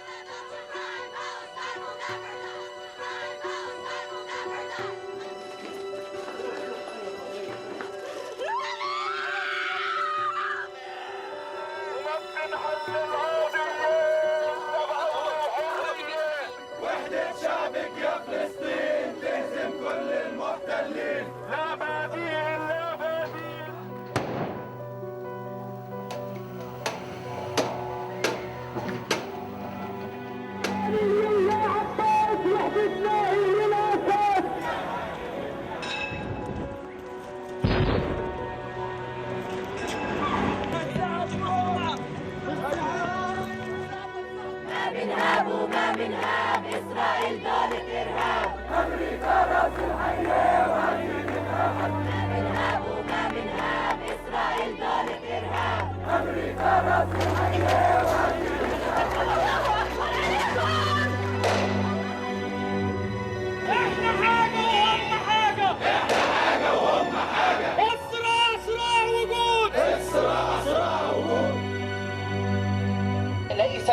قضية فلسطينية، بل هي قضية العرب الكبرى. الوجود العربي برمته بوجود.